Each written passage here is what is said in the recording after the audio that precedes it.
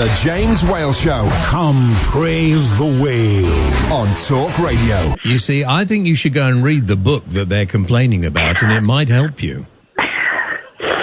They're not complaining about a book. They're complaining about their children being taught about men and women, which is fine. I'm fine with that. Yeah. But they're too young to understand it. Teach them when they get to teenage years. Thank you, Susan. Have a lovely weekend. Here's the thing. Everyone thinks that 6-year-olds are being taught what gay men and gay women do in bed. Yeah. They're not. Which they're not. No, they're not. They're not.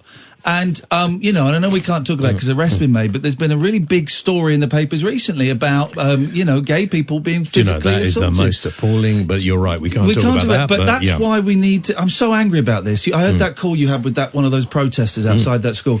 That's why we need to have the education. To stop people getting attacked on buses, at the very least. Exactly. The whole point of this is nothing to do with sex. The whole book is teaching you that it's quite... And I don't like to use the word normal, but it's quite... Well, it's normal. It's normal. It's all right. It's fine. If you've got a friend in school, if one of your kids is going to school with a friend, and they've been invited to go and have tea, but that little boy or little girl is being brought up by 2 guys or 2 girls, that's quite normal. Yeah. That's how it is in this world. Yeah. It's not very often, I don't suppose, but better we tell youngsters from an early age that and that's when they get asked. Yeah. Oh, I'm going to Bobby's a house for tea, and he's got 2 daddies. There's at least a couple of, pair of dads that my boys are aware of, and I've answered all the... my boys asked me, is it true that men can become women? I said, well, yeah, it is actually. There's this thing called trans, and I explained that in an age-appropriate way. You don't go into the ins and outs. Yeah. Do you know, a very interesting... I think I talked about this the other day. A friend of mine, quite a well-known radio person, changed sex, and I'd known him for ages and ages. You probably know who I'm talking about. Of course, And when he was, he's quite open about it. He's now Stephanie and fine. And I had no idea. I'd known him for years. I had no idea that he had these issues in his head. That he said he'd known all his life that he was a girl, and that's what he wanted to be. And I find that sad. And now, the day after, he said, I want to be referred to as Stephanie, and he's had and it's well known. And sad that for years you can't be who you want to be. Yeah, and you can't. And people say, oh well, it's all. And Anne Widdecombe got herself all in the mix with this going on about it. Oh well, they'll be able to sort that out. It's a mental problem. Science will fix it. It's not. I mean, there are. It's a condition that sometimes we've got different brains of the body, if you like. Happens in the animal world everywhere. I don't think anyone is 100% straight. I don't think anyone is 100% gay. I think there's a spectrum, and we're all on the spectrum somewhere. A friend of mine once said, he said, the only normal way to be is bisexual. He said, why would you want to sit on a fence with your legs both on the same side? Best of both worlds, isn't it? Best of both worlds. So, you and I are not normal, and that's it. Ian's next. See you 1 o'clock tomorrow afternoon. Yeah? Got anything you want to talk about? Islamic problems? I enjoyed Have you noticed, in this new building, at this time of night, there's a lady that walks up and down here with a clipboard. I know who she is. I spoke to her yesterday, and I said, excuse me, what are you doing? Yeah. And she goes into that office about 3 or 4 times. And she's going lovely. up and down, she's a really nice woman. Yeah. And she's just checking how many people are in the building. And she's working until 8 o'clock in the morning. And is this in case there's any, fire any shenanigans? Yeah. Any... Who's here? Yeah. She's a really nice lady. It's a strange building, this, isn't it? Well, I quite like it. It reminds me of somewhere else I used to work. But actually, when I worked for a little while in Chicago on a radio station, and that was in a building like this. Yeah. I didn't last very long, actually. Well, I didn't have a permit. I just did a few, couple of shifts while I was there. But and then in Chicago, it's a very interesting city. On St. Patrick's Day, they turned the river green. Wow. And so I'm doing on this talk radio station, I'm doing a call, and the bloke rings up and says, so what have you got to say? You're going to apologise about what you've done to Ireland and all that sort of thing. It was at a time. So I said, well, maybe you'd like to apologise for supporting terrorists. Yeah. And then they said, we've got to get you out the back door. Wow, flipping That's quite funny. Well, you love the back door as well. So, yeah, of course. Backdoor man. Yeah, because it went right onto the river. I was fine. See you tomorrow at 1. Ian's next. Talk Radio. The Late Night Alternative with Iain Lee on Talk Radio. We have ways of making you talk.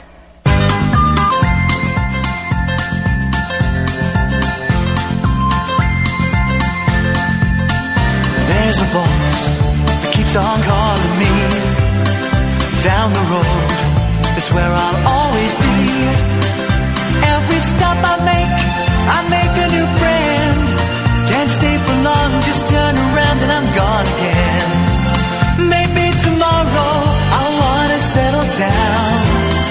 Until tomorrow, I'll just keep moving on down this road that never seems to end. When new adventure lies just around the bend. So if you wanna join me for a while, just grab your hat, come travel light, that's hobo style. Maybe tomorrow I'll wanna settle down. Until tomorrow, the whole world is my home. So if you wanna join me for a while, just grab your hat, come travel light, that's hobo style. Maybe tomorrow I'll wanna settle down. Until tomorrow, I'll just keep moving on.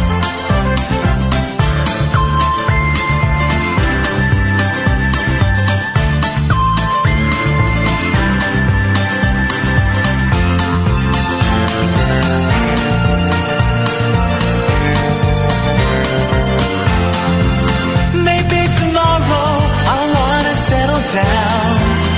Until tomorrow, I'll just keep moving on. There's a world. Here we go, guys. The show is bubbling. Start calling. No, hang on. Oh, let's finish that nonsense. Start calling. We're going to take calls straight to air for the start of the show. I feel a very, very strong vibe. I feel a strong vibe coming. It's coming down. The rain is falling on my head. It's raining men. Ooh, that's actually an horrific song. It's raining men. Hallelujah. Imagine the impact as they hit the ground. It'd just be blood and guts and spleen and sputum everywhere. And once they land on you, an umbrella's not going to do it. Exactly. And the weather girls, what? They're getting horny because they're watching men die? The weather girls are the worst thing that's ever happened to this planet. What was the single after It's Raining Men? There's blood on the streets.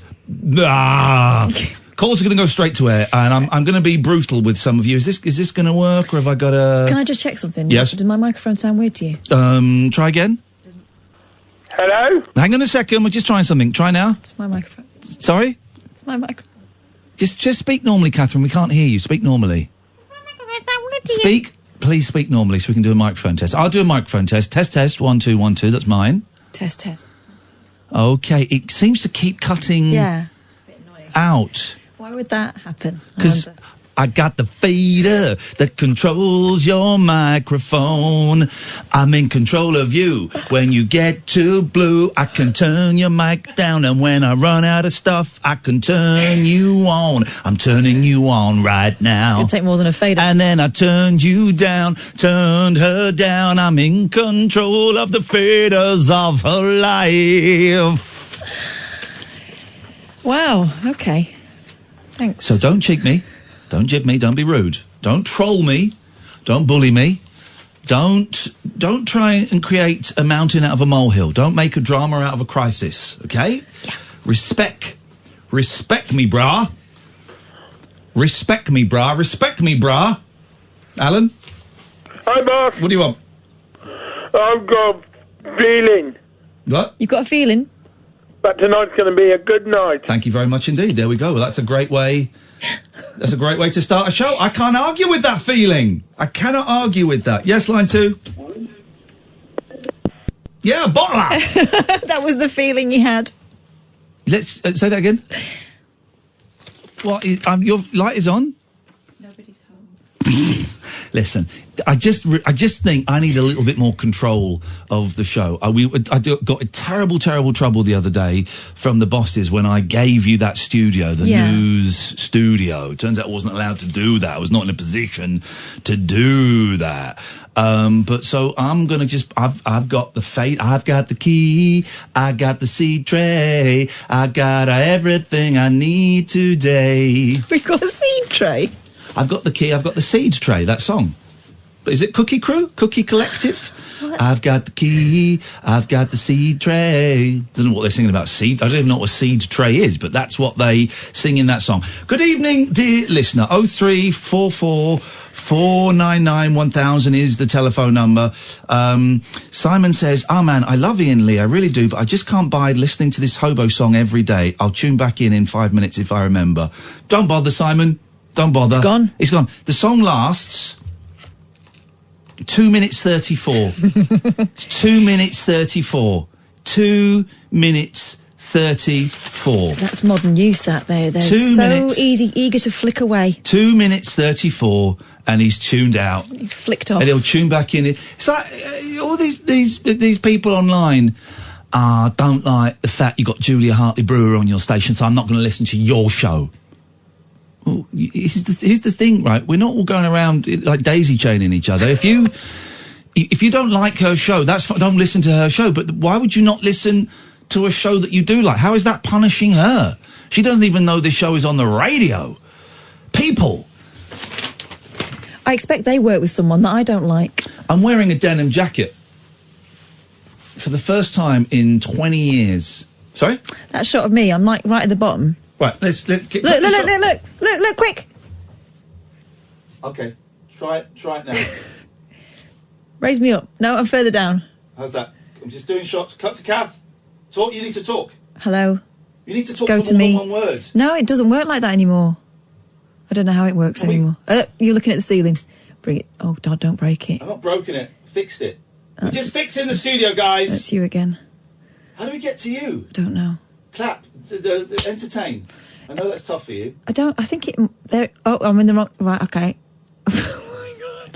Don't you tell me where to go. You told me it was all right at the start of the show.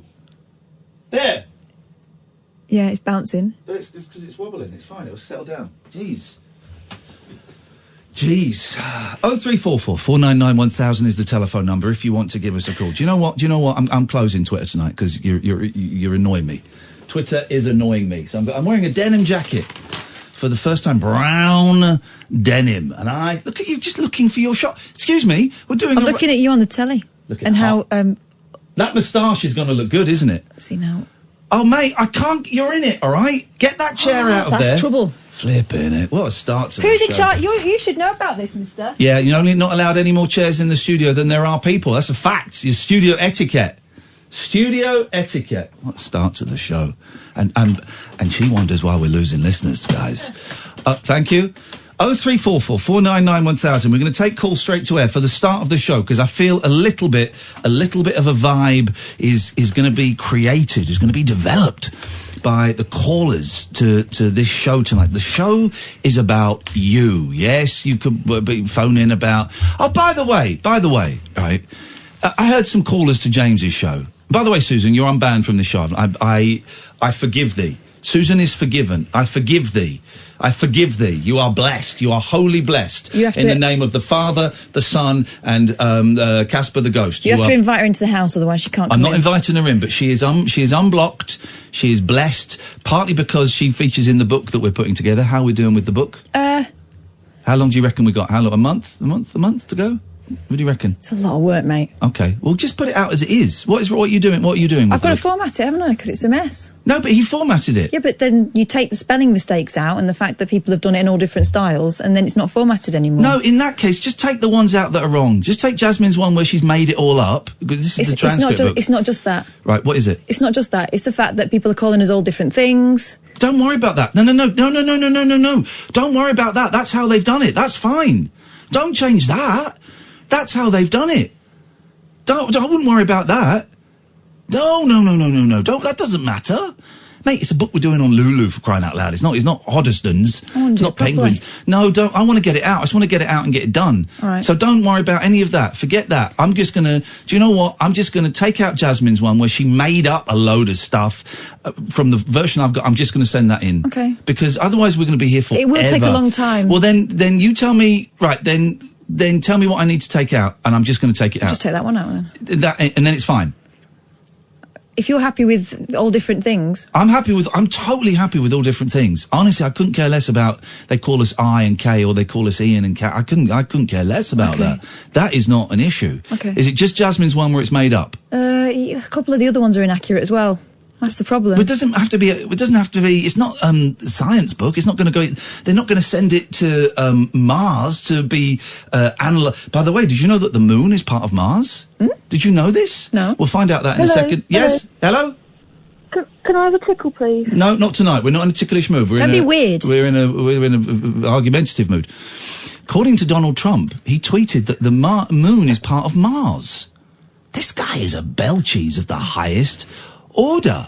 The moon is part of the Mars, which the moon is also a part of. What the hell are you talking about? Does he mean because it's part of space? I don't know. Does he realise that we're also in space? I don't know.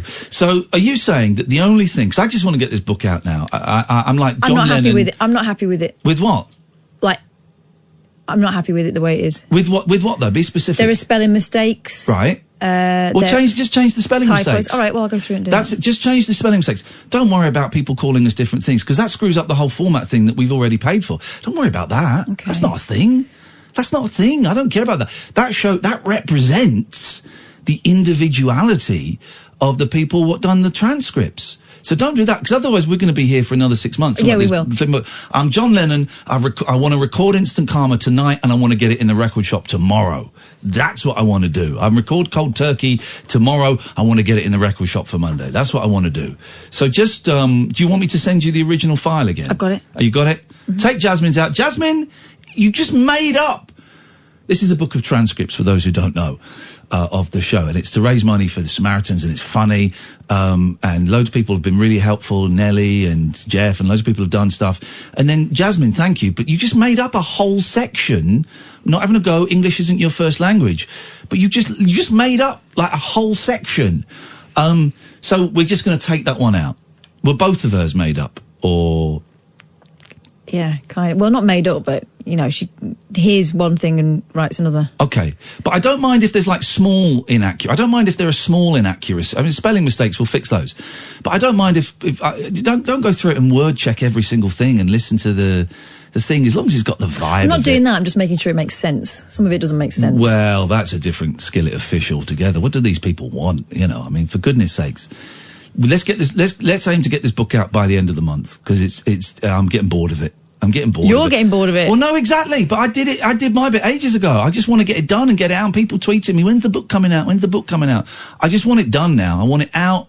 I want it done. Let's do it. Can we do that? Yes. Don't sound sad. Sound happy. We're going to put a book out. Okay. It's a good thing. Yeah, I know, but I want it to be good. I want it to be as good as it can be. But then it won't come out until Christmas. And that's the thing. You haven't got time to do it. I'm not going to do it. So let's just put it out. Otherwise it won't get done. Okay. So, I mean, it's going to be as good as it is. Everything is as good as it is, isn't it? Okay. But now you sound down about the book. No, I'm not. It's just, yeah. Go on. The formatting isn't great. Well, that's the guy in Pakistan. I know. Right, well, I'll pay someone else to format. No, I just want, I kind of taking it upon myself to do it, that's all. Okay, but it's taking ages. I know. I just want it out. Okay. This is months now. All right, fine. And I know you're doing your best. I'm not having a go at you. I just want it done. This I was hoping would be out in March. And now it's... So was I. Now, I know, I'm not having a go. I know. I'm just saying, let's just get it out. Who cares? Okay. You know, who cares? These suckers don't care when they buy. They just want to give us money. They just want to give us the cash. Call us straight to air for the first hour of the show. 0344 499 1000. This is Talk Radio. No rules nocturnal nattering for night birds, nurses, and Nosferatu. Ah, right, cool. The Late Night Alternative with Iain Lee on Talk Radio. Done. Book is sorted. We're going to take out Jasmine's made up stuff. I'm going to spell check it. Boom, it's there. You're going to have it. We're going to have it by the end of the month. You look like you've been told off. I'm annoyed with myself for not having done it. That's the truth. You're busy. Yeah, everyone's busy. Not everyone. Well, then you got people saying that they'll do it, and I feel bad. It's something I'm supposed to do. No, but you're not. But no, I don't understand why you feel bad about this. I do understand, because you like to get things right. You like to get things right. I totally get why you understand. But I see Pete and Nelly offering help and stuff like that, and that is great, guys. Thank you. It's a lot of work, though. I don't think they understand how much work it is. It is a lot more work than we first thought it was. So thank you for the offer. That is very kind. But we're just going to go simplistic. And we're just going to take out the made-up stuff. I'm going to spell check it. We're going to send it off to another dude in Pakistan to format and get the pages right, and then it's going out. Let's just put it out. This was supposed to be a little bit of fun. It's supposed to be a throwaway thing. So no point in getting stressed about it. And yes, I am double denim. Because here's the thing. I've got blue jeans and I've got a brown jacket on, right? Here's the thing about double denim, right? I don't get it. I don't get why people go, I can't do double denim. You know why? Because double denim is a man-made, and it will be a man, It's a man-made construct. A man somewhere went, I would imagine it was a gay man, no offence. I would imagine it was a gay man in New York City, probably about 1987, went, well, you know what? I just don't think double denim works. And then it spread like ripples throughout the fashion community, the gay community, the hetero community, the bis. It just went around the world. And now it's become this rule that you can't do double denim. Why the hell not? Actually, that rule was rescinded quite a while ago. Was it? Yeah, I think... Screw everyone. I think what it is... Screw everyone. People that wore double denim originally were, like, working men. That was the point. You know, jeans were invented for, you know, minor. Levi Strauss had that patent for hard-working, hard-wearing men's clothes. I'm a hard-working man. So I suppose there's a bit of snobbery involved in it as well somewhere down the line. Yeah. So double denim, who cares? Here's the thing, wear what you want to wear. I'm going to be on stage on Sunday night with Kelsey Grammer with a barely visible 9-day-old moustache, right? I'm doing it. I don't care. And I'm going to be in some of the meet and greet pictures because some people will want to have their pictures taken with me, right? And I'm going to be in that pictures with like a little bit of a shadow above my lip. And I don't care. I was thinking, maybe I'll shave it. I'm not shaving it off for Kelsey Grammer. I'm not shaving it off for some guy's pictures. No. Who cares? Who cares what we look like? Who cares? Let's get this thing. This is what I would do. I would destroy. By the way, it's call straight to air tonight. 0344 499 1000. Call straight to air certainly for the first hour. We'll see how it goes. I would ban the fashion industry. The fashion industry does more harm to young people's mental health and to the environment than any other industry, even more so than petroleum, which is petrol, which is gas and shale, offshore, rigs, fracking, wind farms. You're just thinking of as many words as you can. Yes, I am. Okay. Yes, I am. Coal mining. It's fashion does worse. Fashion does worse because we are perpetuating child slavery and therefore child abuse. We are perpetuating the subjugation of women in some of the poorest parts of the world, and it is women. We are raping the resources of Mother Earth by making garments that people only wear once and then throw them away. It's a ridiculous industry. So I would say Yves Saint Laurent, Karl Lagerfeld, Stella McCartney, Galliano, St. Michael's, you are the scum of the earth. You are scum. You are worse than war criminals. You are scum. You are destroying this planet. You are killing our children, just so you can make a buck. I think Stella McCartney's quite ethical. Just so she can make a buck. Okay. She just wants to make a buck. They all want to make a buck. And I think it's shameful. I think it's disgusting. And I would like to end the fashion industry here, now, today. And you're doing that by? Well, have you seen me buy any clothes since I've been in the studio? No. Okay. I don't think so. Right. I haven't bought... Have you... No, don't write me. Have you seen me buy any clothes since I've been in this studio tonight? No, but... Thank you. No, that sigh. I know what that sigh means. Noel? Yes? Say hello to my good friend Chris. How's it going, a woman? If you're not a woman, I'm not interested. Blimey. What? Sorry, Chris. Hello, Chris. That was a bit forward. I didn't even come in with the chat line. I'm normally a bit backward. Well, that How are you? means it's other than women that you're interested in. I'm fine. I was actually just calling to tell Iain that double denim's fine. Oh no, both two of my brothers wore double denim, and it's totally looks terrible. I think. Well, maybe they were wearing it wrong. Well, jacket and trousers. But like, maybe they couldn't pull it off. Ian's a handsome chap. What's saying that he can't pull it off and make it look brilliant? Oh, Ian can wear anything. Well, there you go. Well, what's your argument? well, it's yeah, good point. If Ian can pull it off, but I don't know. How are you anyway? Are you well? You're right. I'm really well, thanks. Yeah. That's good to hear. That is very good to hear. I'm well myself. Nice, productive day. Thought I'd call in. Love the show, and it's always great to be a part of it.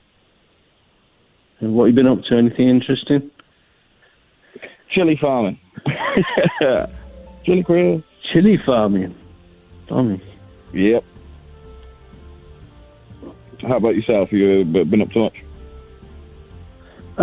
Just inventing a returnable universal container, just perfecting it, really. How's it going along? I'm listening. How's the progress? Well, I've done it so that it's got a thread that goes on the outside on the lid and on the inside on the container, so that you can eat out of the underside of the plate as well as the top of the plate, and also the container's a plate. And I've put I don't know what you call it. It's a tread on it so that you can, like on screw top lids, you have like rims. You have lines, don't you, so that you can get a grip on it. So I've improved that. I've put that on it. Okay. Now, you made this thing multifunctional. I've heard about all your progress. But how many meals can one person eat at one time? One meal. Well, then why do you need reversible, reusable plates if you, from what I understand, wash it after your use? Why would you have a reversible plate? It's a return. You can't eat off of both sides of the plates at the same time, surely. No, that's true. Yeah, you've got a choice of 3. So you've got the 2 sides of the plate lid, and you've got the container as well that you can eat out of. So what's different about the two? What's different about the 2 sides of the plate lid? That's not really the clever part of it. It does make it unique, I must say, but it's a returnable universal container. So what it is so that shops can actually take it, send it to the factory where it's come from, and that it can be cleaned out and reused. That's the clever thing about it, because it's good for the planet. It saves the planet. I understand this, but if you've got 2 sides of a plate on one side of the lid, what's different about the 2 sides of the plate that makes you want to choose one side over the other? That's not really the clever part of it. It's the fact that it's returnable. It's not whether it's clever. It's more to do with, you've said that you've added that the lid can become 2 different plates, but one side or the other. So why have 2? Because you can only eat off of one side at one time. And if it's washed after you've used it, then you don't need 2 plates of the lid, surely. Okay, I'll explain.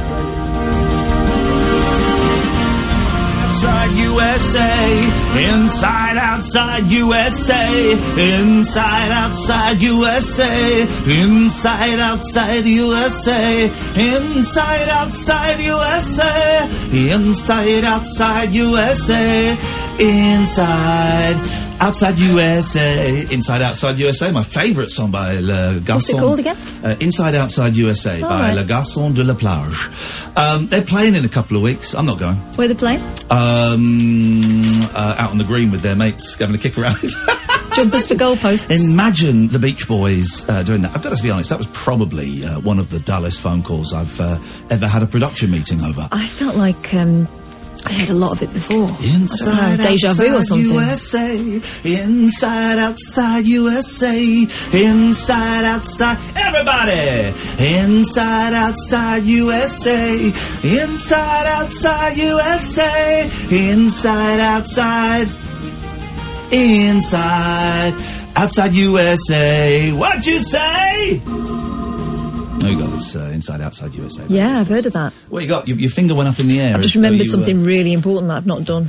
Invoice for your No, services. done that. Oh, that's been done. For your services. I'll do it in the break. Okay, we'll do a little break in a bit. I've got bizarre things that people have been telling policemen when they've been pulled over for speeding, if you want that. Oh, yes. Yes, I do. Yes, I do. Most bizarre excuses drivers use for speeding, from lonely pets to slippery pedals. Here we go, the old slippery pedal, yes. Early this week, a driver was caught doing 151 on the M23, more than double the speed limit, because he was running late for work. Yeah.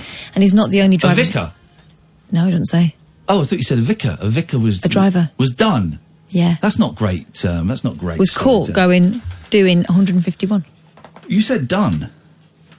Read it again, and this time pay close attention to the words. Well, I'll pay close attention if you will too. I feel like I'm drunk. Yeah, what's going on? I feel drunk. I haven't. Have you had some Imodium? No, I haven't had any Imodium. I feel tipsy. I feel woozy. Yeah. I would love to get drunk. Let me get drunk once. No. Let me get some beers in. Let me get 8 bottles of Bud in, cold. 8 bottles. Let me get 10 bottles. See, this is the problem. I think they come in 12s. I'm only having 10 cold bottles of Bud, followed by a few shots of the old vodka and Orango. Let me just do it once. It'll be a laugh. It'll be fun. It'll be an experiment. No. It would be an experiment. I know about experiments. Yes, exactly. It would be an experiment. I don't like having to clear up the lab afterwards. There will be no cleaning up. There would be no cleaning up. For God's sakes. Let me just drink beer. What's your problem? What's your freaking problem? There we go. Ah, screw you. Go to bed. Tell us about this vicar that... it wasn't a vicar! Okay, we don't know. Well, what did he do? Just a bloke. Well... He did 151 on the M23. Whoa. What? You're saying vicars aren't just blokes or lasses? Vicars are just blokes, just guys. Guys are just married to God, but they just want to have fun, play Xbox, and drive fast, and drink 10 cold Budweiser beers. Stop it! Oh, I'm just saying words, just words. It's free speech. It's the words you're saying. It's free speech. It's free speech. All it is free speech. I'm going to go and you know, like those idiots that are doing the protest outside the school in Birmingham.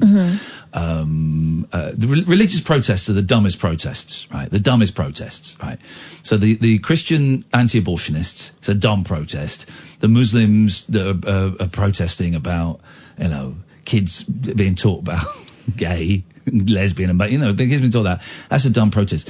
Well, I'm going to do a protest outside Alcoholics Anonymous meetings. I'm going to be stood there with placards going, shame on you! Free the beer! How dare you! Shame on you! So I'm going to do. It makes as much sense as those other 2 protests, so I might as well. Right. I might as well. If you missed James Whale's show, a brilliant, no, not brilliant, really heartbreaking, frustrating conversation with one of those idiots, one of those bigots protesting outside that school in Birmingham where they want to teach LGBT. Here's the thing, right?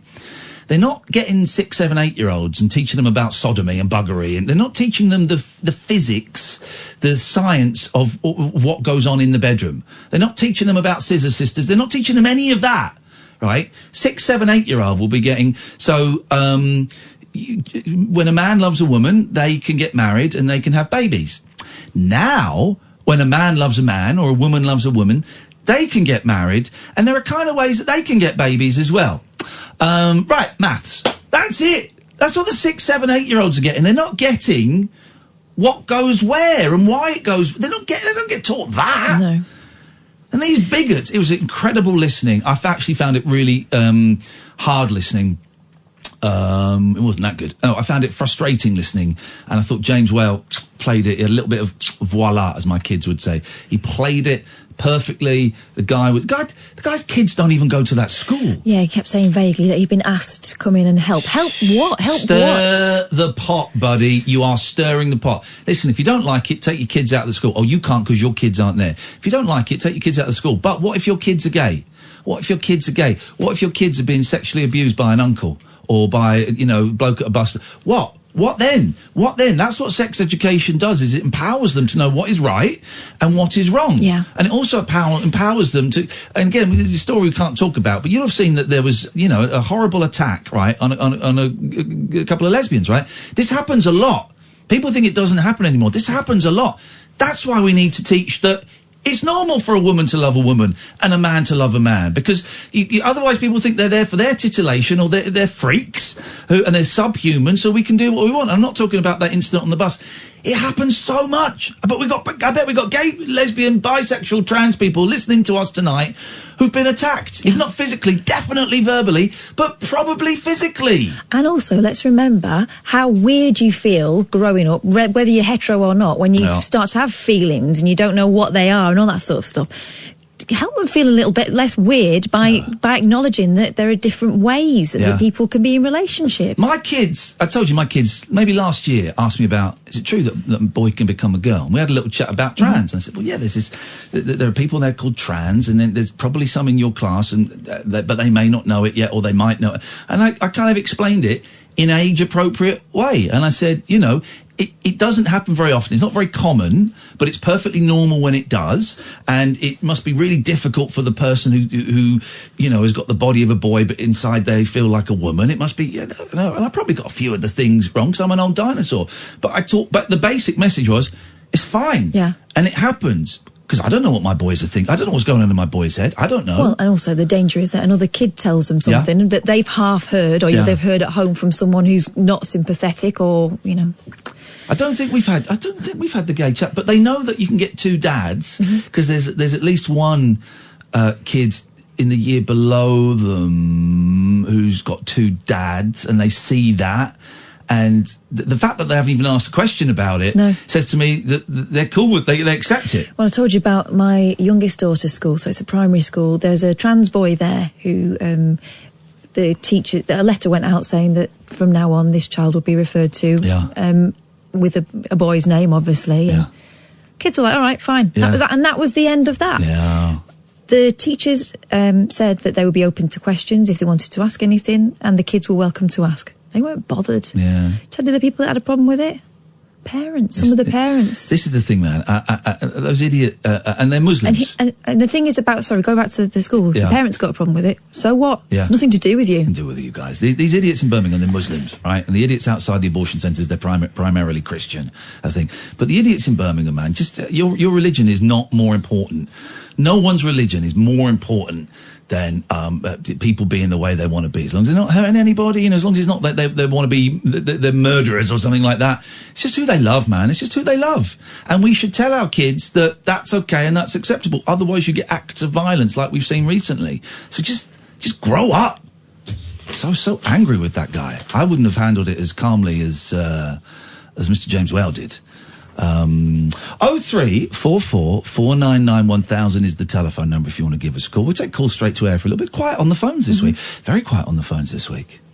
No, it hasn't been that quiet, actually. Incorrect answer. It's been very, very busy on the phones this week. It's been quite busy. It's been very busy on the phones this week. I do apologise. This is the Late Night Alternative on Talk Radio. Stimulating nightly emissions guaranteed to open your eyes and your mind. Oh, my word. The Late Night Alternative with Iain Lee on Talk Radio. Calls are going straight to air for a bit. Let's go to line 1. Hello, line 1. Hello, it's just Chris, and I was just calling to ask a question that I thought might liven up your evening a little bit. Okay, Chris, good. We need livening up. It's certainly one thing we do need here at Talk Towers. Yes, mate. Yes, mate. Are you bang on it, Chris? You what? Are you bang on it, Chris? Bang on it? I ain't banging on it. Yeah, you now. Don't swear, because you've phoned us and sworn before, so don't swear. I haven't. Yes, you have. I remember you. I remember. Yes, you have. It's Chilli Chris. Oh, you haven't. You don't sound like Chilli Chris. No, you don't. What's going on with you today? Well, you're doing a posh I've got voice. a throat infection. Aha!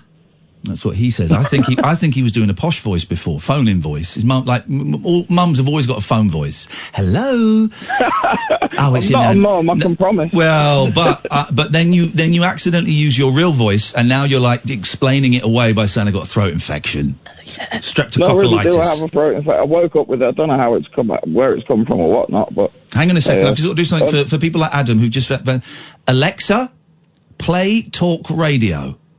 We should do that at the start of every show. I think we'll get more listeners that way. But they'd have to be listening, wouldn't they? Yes. Just to annoy people. Alexa, play talk radio. Hey, Google, play talk radio. I always go up with Google because it's, hey Google. Hey, Google. What's the other one? Hey, Siri, play talk radio. Google. What? It's okay, Google. No, you can do Hey, Google as well. Oh, can you? Hang on a second. Let me. Hang on a second. Okay. Let me just find out. I'm pretty sure. Hang on. Hey Google, set an alarm for 10 a.m. tomorrow morning, please. Okay, your alarm's set for tomorrow at 10 a.m. Boom shakalak, boom shakalak. Learn something new every day. So, Chris, what can we do for you tonight? Just a simple question. It's an old question. Everyone gets asked at some point. But will you if you could marry have me? any superpower or anything like that, and which one would you have? And secondly, would you use it for good, evil? Like, would you be a hero, villain, or would you become like an anti-hero? An anti-eating hero?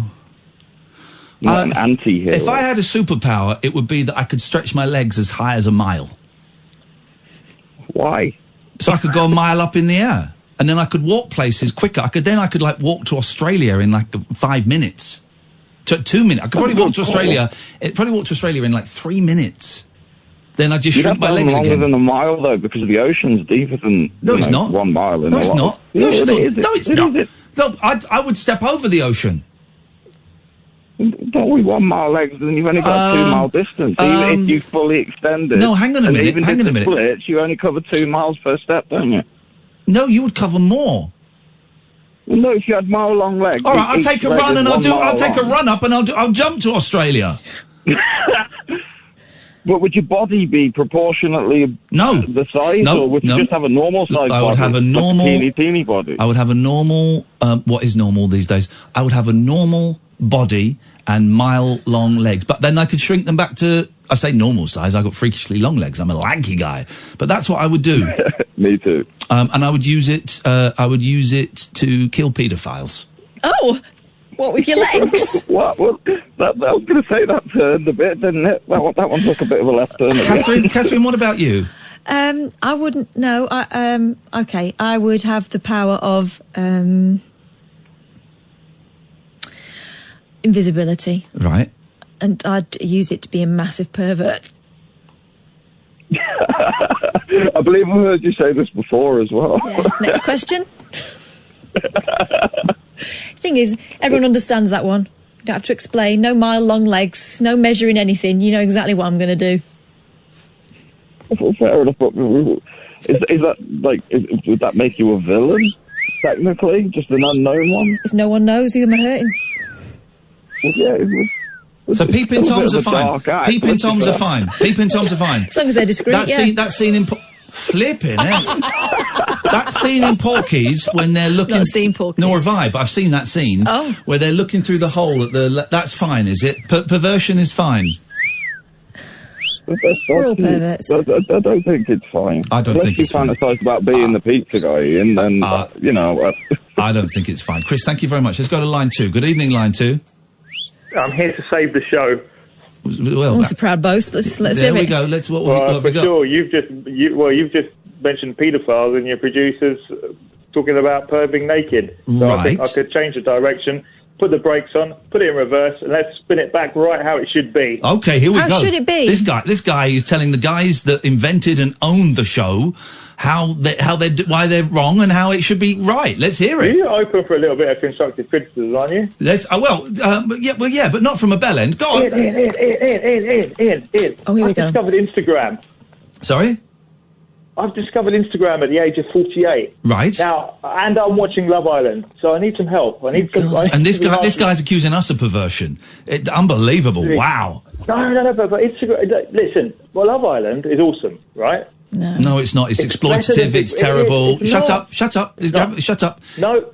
Well, you don't know? Yeah, you will then. And that's the way the show should be. That's the way the show should be. Listen, yeah, of course I'm up for constructive criticism when it's done in a friendly way. There's a slight tone there, but I'm cool with that because I'm a mature adult. I'm going to start saying adult, by the way. I think it's better than adult. Why? I just think it's more. I think it's more adult to say adult. You're really mature. Thank you.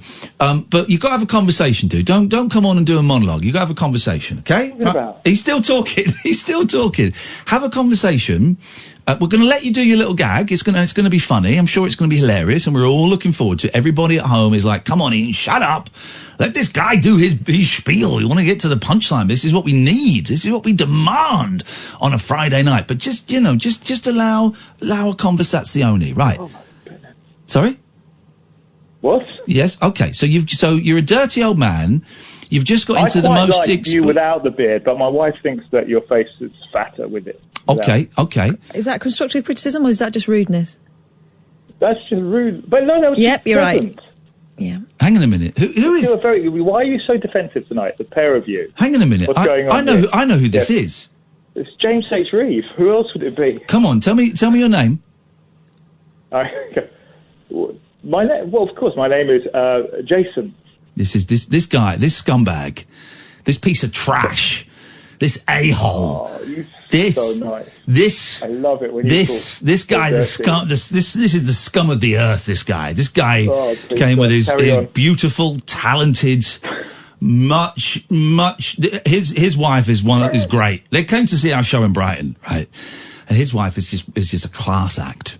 Through and through. She wouldn't have said the line about the beard. Shut your face. Fair, she did. She didn't. To all you radio stalkers out there, if you download my pamphlet for $9.99, you too can marry the producer. Okay. His wife is a class act. I've met her many times. She's a classy lady, and I think she married this loser out of charity. And it breaks my heart. For the money. It breaks my heart. Come on then, Big JJ. You've still not told us how to make the show better.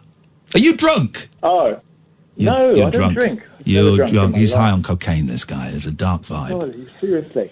No, I just needed to talk about Instagram. Okay, go on. What do you want to know about? I feel like it's taken over my life. Well, who are you on Instagram? Just my name, like J Paris 11111. It's not just your name. Follow back. It's got numbers in it.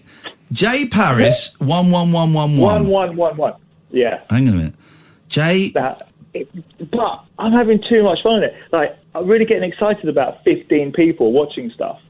What's going on? J Paris 11111. I think so. This is no, it's not there. With J-A-Y. J-A-Y. Oh, J-A-Y. come on, man. Your name is Jason. Shut up! God's sakes! If your name is Jason and then you say, it's J Paris, you'd think it was J, right? There we go. J Paris 1111. I think his face looks fatter his face looks fatter with a beard. I recognise him. This scumbag. Aha, this piece of right. trash. Tried to ruin remember. our show in Brighton. Yeah. Tried to ruin our show in Brighton. Why aren't you following... Your account is set to private, so that's going to cause problems. Is it? Oh, is it really? Yes. Oh, I didn't know that. That's why I'm not getting as many followers as I should have. Well, you should have. Hang on a second. Hang on a second. JJ, say hello to my good friend Andre. I know an Andre. Andre, are you Andre? Are you my age, Andre? Are you from Gloucester Road? How do I know? How old are you? Well, you don't know. Definitely from tone of your voice, you're not. So carry on. No, don't answer a question with a question. How old are you? I said. I'm not liking your tonality. It's a bit aggressive. What? It's not aggressive. It's just a natural question. Isn't it? How old? You said how old are you? And how old am I? Are you from Cheshire? No, luckily. Why are you? No, you sound like you're from... I knew a gentleman from Cheshire that sounded a bit like you. I'm from Essex, in case you couldn't tell. My given name No, I is couldn't Vicky. tell. I come from Billericay, and I'm doing very So well. your name's Vicky? No, Dickie. You say Vicky? Yeah. Oh, really? Oh, how interesting. So why the Dickie nickname? Is it something from your past? It's Rich. My name's Richard. Oh, absolutely. Oh, well, I should have known that.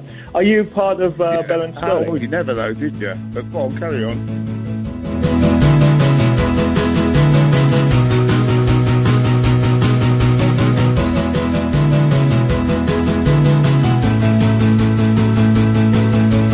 Inside, outside, USA, outside, you go. Inside, outside, inside, USA.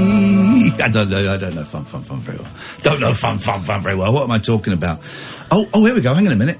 Oh, this is a great stream. When you go for... And you don't understand. I don't want to listen to what I found. When you search for crap on YouTube, it recommends more crap. Have a listen to this.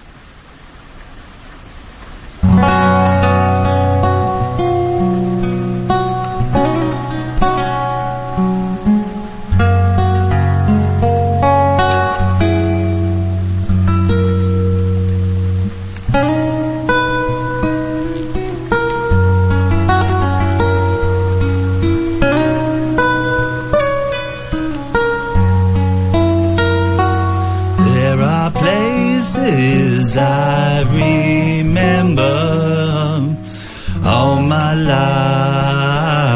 life, though some have changed, some forever, not for better. Some have gone and some remain. All these places have their meaning, of peoples and things that went before. I know I'd often stop and think about them. In my life, I love you more. It's an hour of it's called 1 hour. It's got rain. Listen to the rain. 1 hour calm, relaxing, rainy day Beatles classical guitar for studying or sleeping. Let me get into this. Hang on, I can't remember. You're gonna lose that girl. Is that what it is? You're gonna lose that girl. You're gonna lose that girl. You're gonna lose that girl. If you don't take her out tonight, she's gonna change her mind. And I will take her out tonight and I will treat her kind. You're gonna lose that girl. The lyrical masters. You're gonna lose that girl. Lose that girl. I've been thinking of something new for quite some time. I don't know this bit either. I don't know this bit. An hour of rainy Beatles classical. Oh, by the way, when we come back after the news, there's a new Imani Coppola single, which is brilliant, right? And there's a podcast I want to recommend because I listened to it today. It's an hour long, and it's her being interviewed, and she just talks. It's very sweary, of course. It's called Talk Music with Boyce, B-O-I-C-E. I think it's TMT, Talk Music Talk or something. I don't know. Go and look for it. Talk Music with B-O-I-C-E, Imani Coppola, and it's just brilliant. She talks about what it was like getting dropped from a record label at the age of 19, and she goes, you know, I was a pop star, big-ish, for 20 minutes, and everybody was a great line. Everyone was kissing my ass, they were kissing my colon, they were kissing my lower intestine, and then literally the next day I was invisible. I was invisible. It's an incredible interview. I'm going to retweet it now, and I thoroughly recommend that you download that over the weekend. A lacklustre start to the show. I don't think the calls were any good. I don't think we had one good call. There's a funny vibe, I think. Very strange. It's not a full moon, is it? Is it a full moon? Let me check. Let me have a look on my telescope. Strange vibe. Lacklustre show. Very poor calls. Here's the thing: we need. I can spin. I'm like Rumpelstiltskins. I'm like Uncle Five Skins. You know what I mean, kids? That's not bad, actually, is it? Uncle Five Skins. That sounds horrible. I was more of a three skinner man myself, but I can weave gold out of most, out of thin air. But when calls are substandard, like a boring call, I can make gold, right? But a sub-boring call, I can't. I need some good calls. It's up to you guys. We'll take calls straight to air for a bit longer, actually, because I'm enjoying this. 0344 499 1000 is the telephone number. This, dear listener, is Talk Radio. Talk Radio. The Late Night Alternative with Iain Lee on Talk Radio. We have ways of making you It was the summer of 79. I met a boy on the scene in the Lower East Side. We scribbled words on the walls, spray painted the town. Hip hop, punk rock, bottoms upside down. Yeah, the grunge was burning and the city was turning in its grave. Beats were breaking, bomb train scraping through the tunnel to the fright of day. It was the same old, same old, same old, same old, same old, same old, same old. It was the autumn 2006. CBGB's closed the curtain, final act, Patti Smith. Towers collapsed, the compact disc was obsolete. Boredom is the birthplace of creativity. He stayed in his bedroom with his MacBook Pro. 9/11's Great Recession dwarfed the planet Pluto. Stop interest raised the risk for mainly blacks and Latinos. Hey,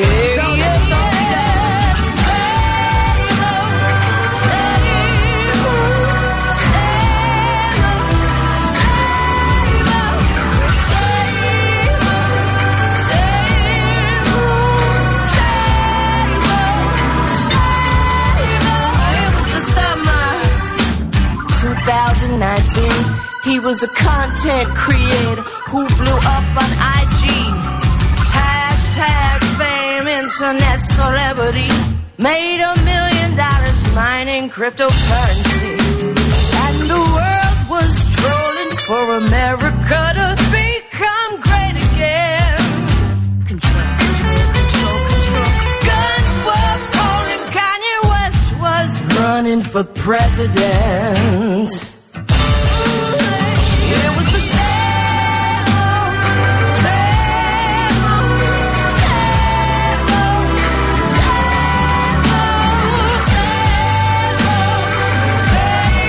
old, same old, same old, same old. It was the same old, same old, same old. Here we go.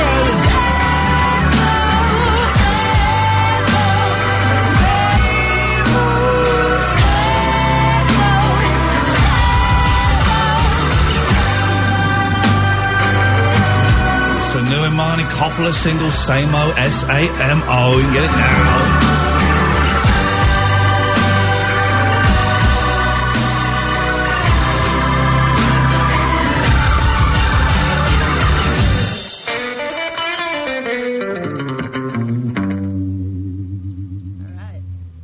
Balls normally held back. Oh, sorry, what that was there? Was that go run straight onto this? Aren't your balls normally held back by your... There we go, that's what that is. That's great, man. I've heard her new album. It's coming out in September. This is just, it's the best thing she's done, and she's done a lot of good stuff. So go and buy that on iTunes. Support art, support. Well, is there still going to be iTunes? Well, there is now. When are they getting rid of iTunes? It's going, isn't it?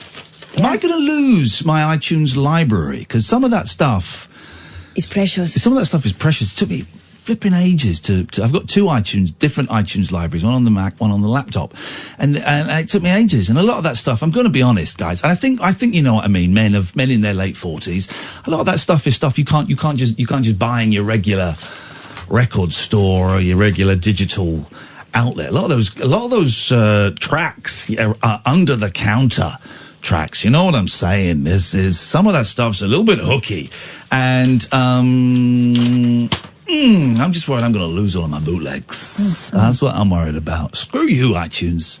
Screw you, Apple. God damn it. Right. Show's been lackluster the first hour of the show. Phone calls, awful. Not one good call amongst them. The closest we got to a good call was Chili Chris, but that was a good call. That was a decent call. It was a decent call. It was an adequate call. It was an adequate call, but we haven't had a good call. I really want to try and get one good call tonight would make me so happy. So happy. So, we're going to take calls straight to air. We're doing it all night, I've just decided just now.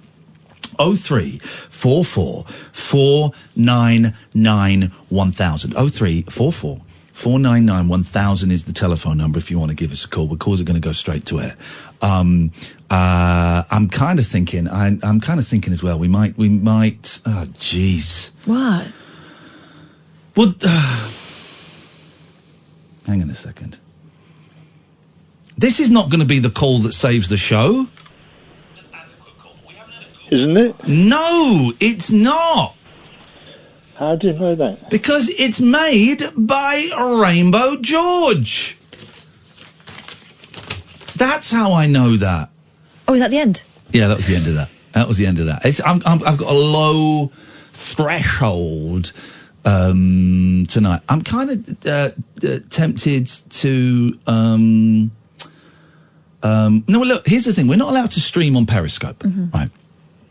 But I don't think. Have we been told we specifically can't do like a Periscope love bomb? Have we been told we can't do that? Well, of course they've not used those words. I think we've just been told we're not allowed to stream from the studio. Okay, fine. Well, then we'll do that. And we might do a Periscope love bomb then. Maybe we need that. We need to do something, because that's a joyful thing.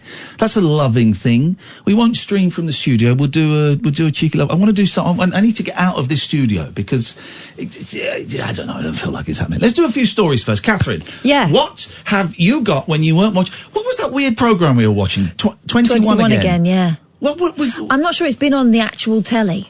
Right. But you can get it, you can see it on BBC iPlayer.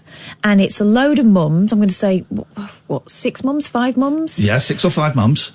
Who are in their 40s, and they have 21-year-old daughters. Right. And they are going to literally walk in their shoes for this programme. So they've been given a makeover, so they all look, well, they're all wearing clothes that a 21-year-old might wear.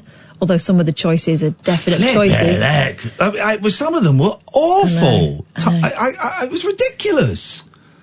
And they are learning about sort of Instagram and all that sort of stuff. Some of the mums, it was the first time they've ever seen the pictures that their daughters are putting up online. And let's just say, when they replicated them, one of the mums replicated the photos her daughter had done. The daughter was horrified.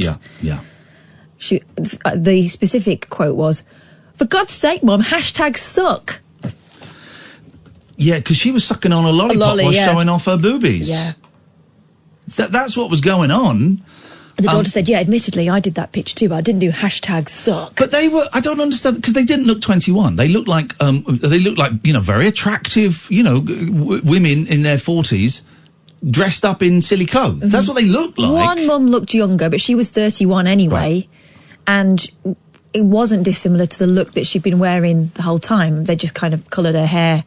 Instead of being blonde, she had sort of pink hair. Yeah. But apart from that, it just looked like women dressing too young for themselves. It was a very strange programme. I don't understand why too young, what's that word? But you know what I mean? Inappropriate. Yeah, I don't understand these things. TV sucks. TV's dead. TV's rubbish. It's all about content made by other people. It's all about Twitch. It's all about YouTube. It's all about Periscope. It's all about all of these streaming services where people can do their own thing. It's all about micro audiences. The funniest thing I've seen in a long time is watching Limmy stream video games and then have a go at his mods. I'm in hysterics of that. And then I've started watching. There's a really nice guy. I tell you what. I'm going to give you a name of a guy on Twitch that you should. I suggest you follow. Right, Anatomical Bomb.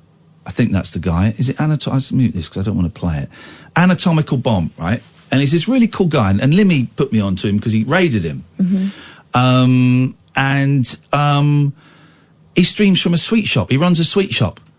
And he talks to the camera, and every now and then he go, I've got to go as a customer. Yes, sir. We haven't got those. We have got bonbons. Yes, okay. And he does that, and he comes back down, and he sits there, and he's a great guy. And then he said, I've got to stop streaming because I've used up all my data. It's a tenner for data. I bunged him a tenner. It's like, carry on, son. I'm enjoying this. So everyone go and follow Anatomical Bomb on Twitch and tell him I sent him because I thought he was absolutely brilliant. I loved it. Just chatting. Yeah, I think you're right about the way television, radio and everything's going, is that, we were sort of laughing earlier on. We were talking about the fact that someone said, I don't like this, so I'm going to tune out and tune back in 5 minutes. Yeah. And we sort of went, typical sort of the Generation Xers. Yeah, do you know what? It is. They expect to be able to pick and choose things that they really want to see.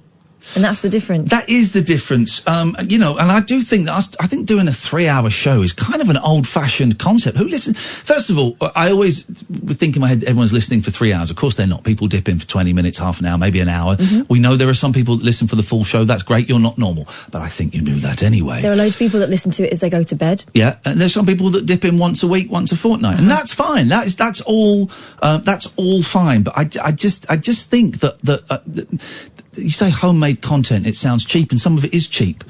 Well, actually, cheap can look really, really good. But some of the stuff is professional quality. You can get a decent camera for 80 quid. You can make professional looking stuff. Line 1, you're on the wireless. Hello? Too slow. You're too slow. We've got to be quicker than that. Well, I'm not in the mood for messing around. Catherine, you had a story for us. Yeah, I did, about Poland. I think you might have seen this one as well. Yeah. Beavers should be hunted and eaten as their tails an aphrodisiac, Poland's agriculture minister has said. Oh, yeah, eating beaver. Yeah. Oh, go on, this is a great one. Krzysztof Ardanowski said in Parliament, if people recall that the tail of the beaver has apparently aphrodisiacal qualities, perhaps this problem could be solved. The minister said hunting quotas for beavers, which are protected under the 1979 Berne Convention on the Conservation of European Wildlife and Natural Habitats, were far from being depleted. Mr. Ardanowski added that at the moment no one knows what to do with the beaver carcass, according to footage aired by the TVN24, I'm imagining it is. Okay. Network today. Yes. Currently, it's not clear what to do with the beaver, even if it's already been hunted. Yeah. If people were to recall that the tail of beavers allegedly has traits of an aphrodisiac, but it may turn out that the beaver problem will disappear. He says he's taken steps to list beavers and European bison on the list of animals that can be hunted and considered an edible species. He called for an alliance between farmers groups and others, such as the Polish Hunting Union.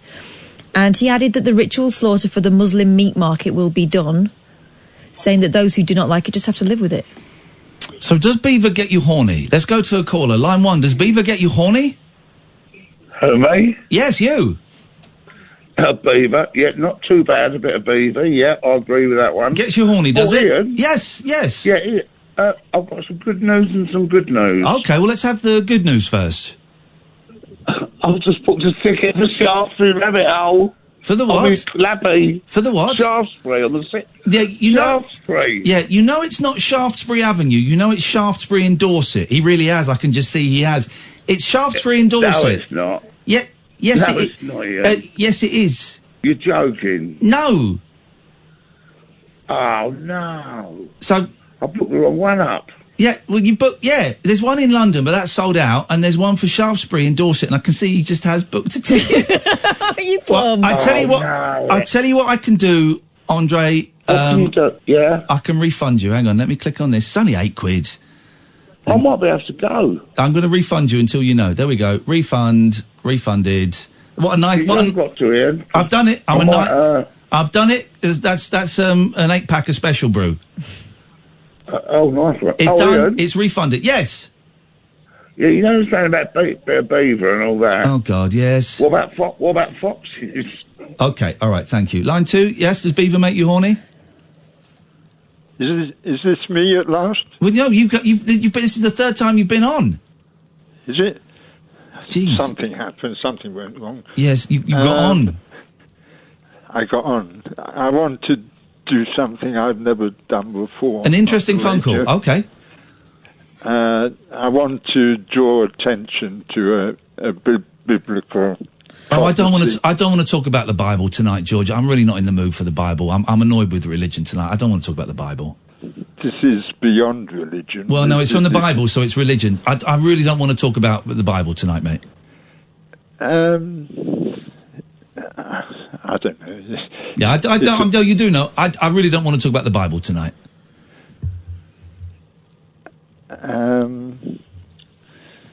That's a shame. I wanted to do something special on your show. Okay, well, not tonight. I don't want to talk about the Bible tonight. It's a simple prophecy. I don't want to talk about it tonight. I really just don't want to talk about the Bible tonight. You'll respect that, won't you? I have to. You do, correct. Okay, George. Thanks for the call.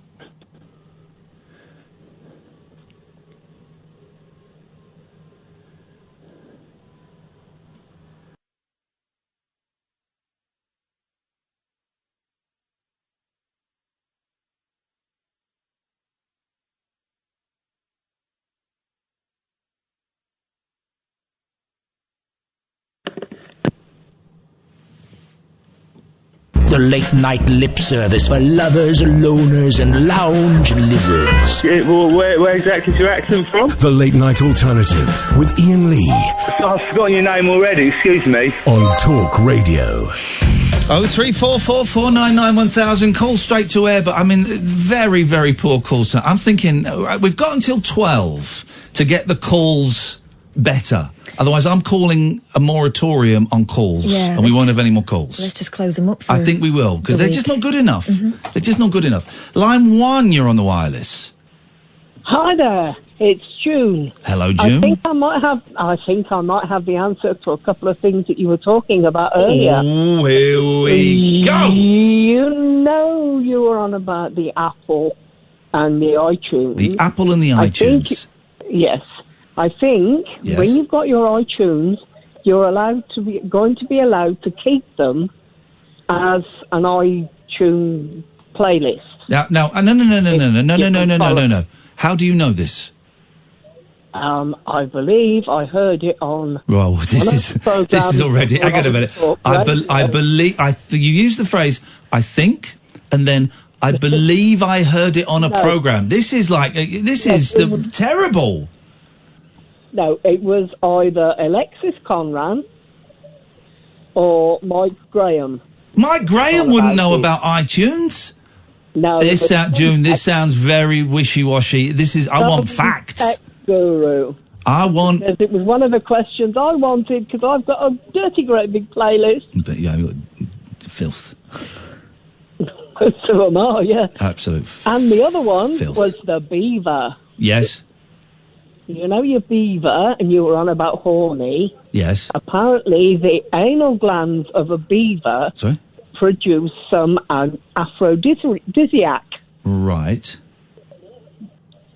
So you got to lick out. They can make you horny. Well, apparently they breed them somewhere to extract the must or whatever it's called from the anal glands of the beaver. So have you ever? I have been trained how to squeeze anal glands in animals. Ooh. Yeah, because my cat Velvet years ago, yes, of course, stinky bum. She had a really stinky bum, and I phoned up the vets and said, "Can I bring my cat in?" And they went, "Yeah, what's wrong with her?" I said, "Well, this is really embarrassing, but her bum stinks." They went, "Fine, anal glands, bring her in." And she had to put her finger up Velvet's butthole. And she had to squeeze and then sort of pull out, and this sort of it was like grey pesto came out of her anal glands, and it stank to high heaven, and that was it. Well, never having put my finger up a beaver's butthole and squeezed, I wouldn't know. Well, maybe it sounds interesting. Maybe you should give it a go. First catchy beaver. First catchy beaver. This is a decent call. Now what was the other thing you can help with? Oh no, that was both things. That was it. I've made a decent call. You've made a decent call, June, which is unusual for you, but you have done. It's the first decent call of the evening. We're going to do a tally. 1. So, decent and pony from now until midnight, right? So we're not going to include all the others. So it's 1, decent call. One decent call. There we go. 0344 499 1000 is the telephone number if you want to give us a call. One decent so far. Hey, exciting news. I saw, looking at the pop concerts listed in the Daily Mail today, because that's the kind of guy I am. December the 19th, Hammersmith Odeon, Ronnie Spector's doing a Christmas spectacular. Oh, mate, we're going. We're going to try and get her on the show. We've had Ronnie Spector on the show before. She was a lot of fun. She was a very naughty lady. Now, I've seen her Christmas show. It must have been before we had the boys. So it must have been 10, 11 years ago. In New York City at BB King's, and me and my wife, we were sat right at the front. It's like one of those supper clubs. You sat at a table, and we were sat right at the front, literally was leaning on the stage, and Ronnie Spector comes out and does all the hits, all the Ronettes, a load of Phil Spector stuff. Then second half, comes back dressed as a sexy Santa, and pretty much does the Phil Spector Christmas album. And it was absolutely brilliant. It was so good, man. And I saw she's doing it at Hammersmith Odeon, which is a decent sized venue. I can work the Hammersmith Odeon because it's not that big. So we're going to go and see her. I can't wait. I think that'd be brilliant.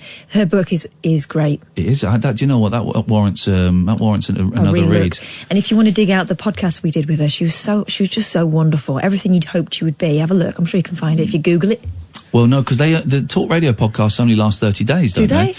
Yeah. Well, I've got it somewhere, and maybe we put it up again. Okay, well, yeah, let's put it up again. Let's put Ronnie Spector up one day next week. Okay, and then hopefully we can update it. We'll put Ronnie Spector up and we'll tweet it to her and to Event Time, because they're the ones that are doing it. Yeah. And we're trying to get her on the show again, guys. We'd like to get her on the show in person. Should be so good. If at all possible. Yes. Wow, imagine. We need some decent calls, guys. We've only had one decent call so far. If we get more crap calls versus decent calls, then for the last hour we ain't taking any calls.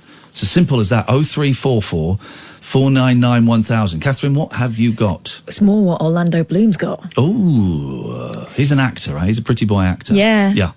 Yeah. Orlando Bloom has beloved pet dog skeleton mounted at home. He mounts a dog? Mm-hmm. What?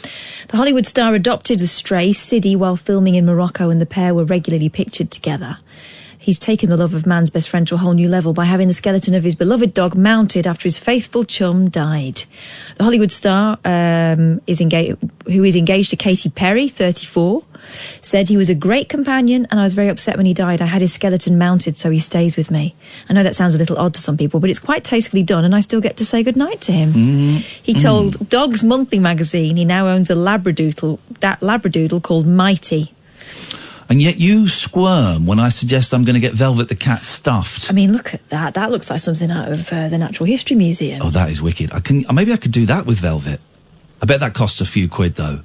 I'm sure it does. I mean... I'm going to get Velvet stuffed to the point where actually I'm quite excited about it. And I keep looking at her thinking, just die. Just die. No, I don't. But she's so thin. I don't know how she can be alive. No, I know. There's nothing. You can see. You can't just feel her bones. You can see her bone. You can see her ribs. She's thin, but also full of judgment. Oh, she's so... She just sits there watching everyone. She's so grumpy, but she's not grumpy, actually, but she's wonderful. She's over 20 months, April, May, June. She's 20 years and 3 months. When I look in her eyes, the look I get back is... Man, I've seen things. Yeah, she's seen the stuff. Don't forget, between now and midnight, we're doing decent calls versus pony calls. If pony outweighs the decent, then we don't take calls for the last hour. 0344 499 1000. Good evening, line 1. You're on the wireless. It's me again. That's a pony one. It's a 7-day today. Last time we spoke, we were speaking a bit about numerology, and today is a proper 7-day. And it doesn't mean anything. It's just numbers. Yes, it does. It means a lot. It doesn't. It's just numbers. Also, straight away referring to a past phone call. Yeah, it's just numbers. No. It doesn't mean anything. Every person is either a 1, a 2, or a 3. I'm not a number. I'm a free man. You're a 1. Sorry? I'm not a number. I'm a free man. No. I'm a number 1. Are you sure you're not a number 2? Because this call is.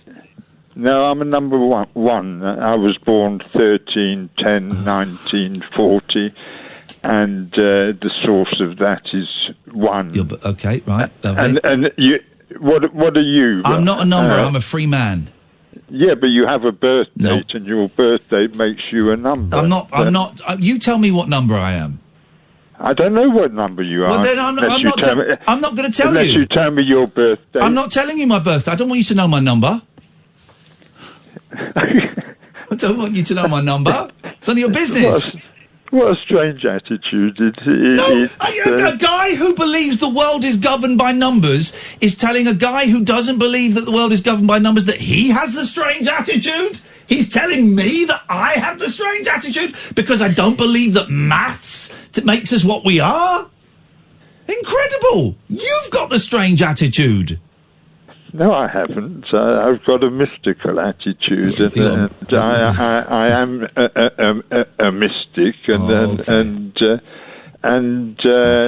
All right, I'm putting this down as a pony call. Let's go to line 2. Good evening, line 2. It says 1-1 so far. Good evening, line 2.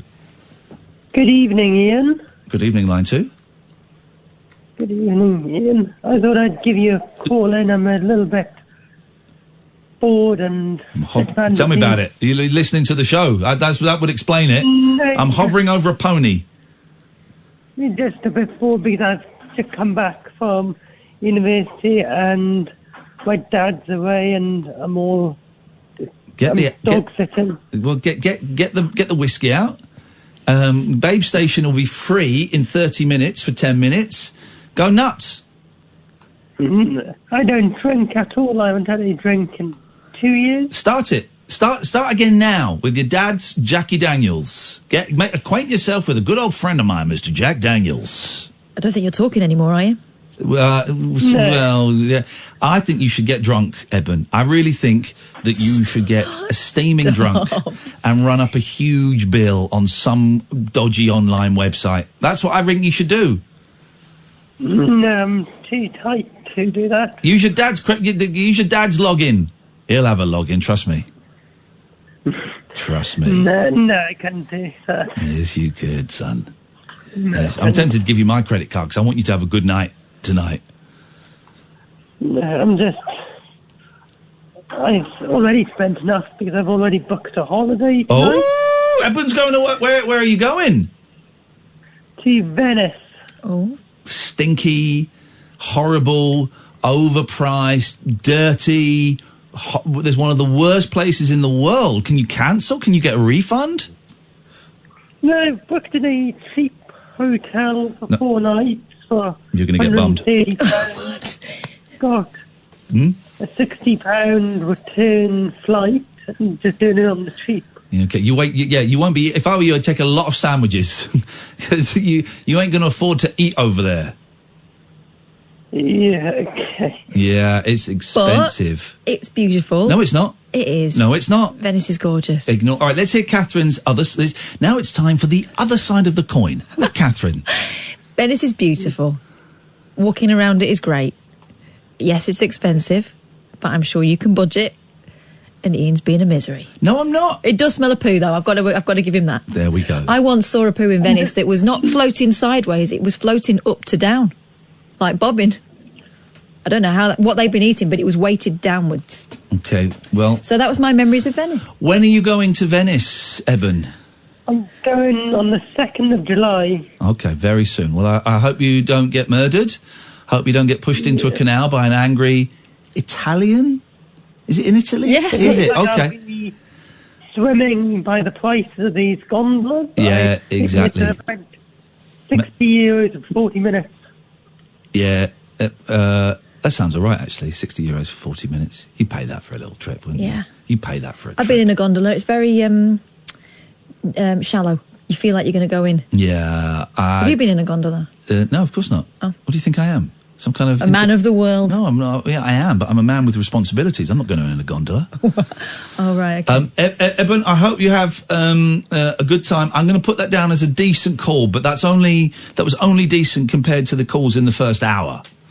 Let's try line 3. You're on the wireless? You love Mike's Dickens. I'm going to put that down as a decent call. So it's 3-1. It's 3-1. This is the late night alternative on Talk Radio. Moonlit musings from mums, madams, and meat packers. Oh, never mind, I must have misheard. The late night alternative with Iain Lee. The station's brilliant. On Talk Radio.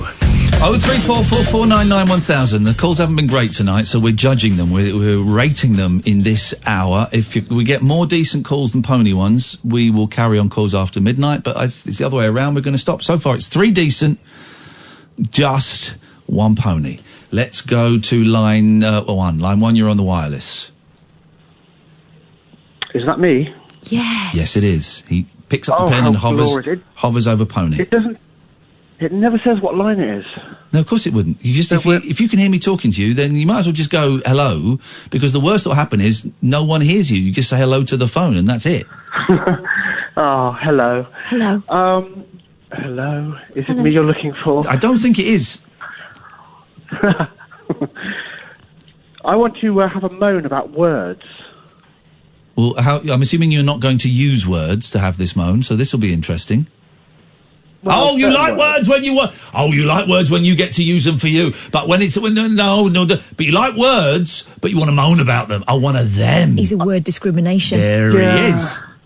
Well, there used to be those words that everyone hates, like women hate the word moist and men hate the word phlegm. I love the word moist. Don't talk for me. Men hate the word phlegm.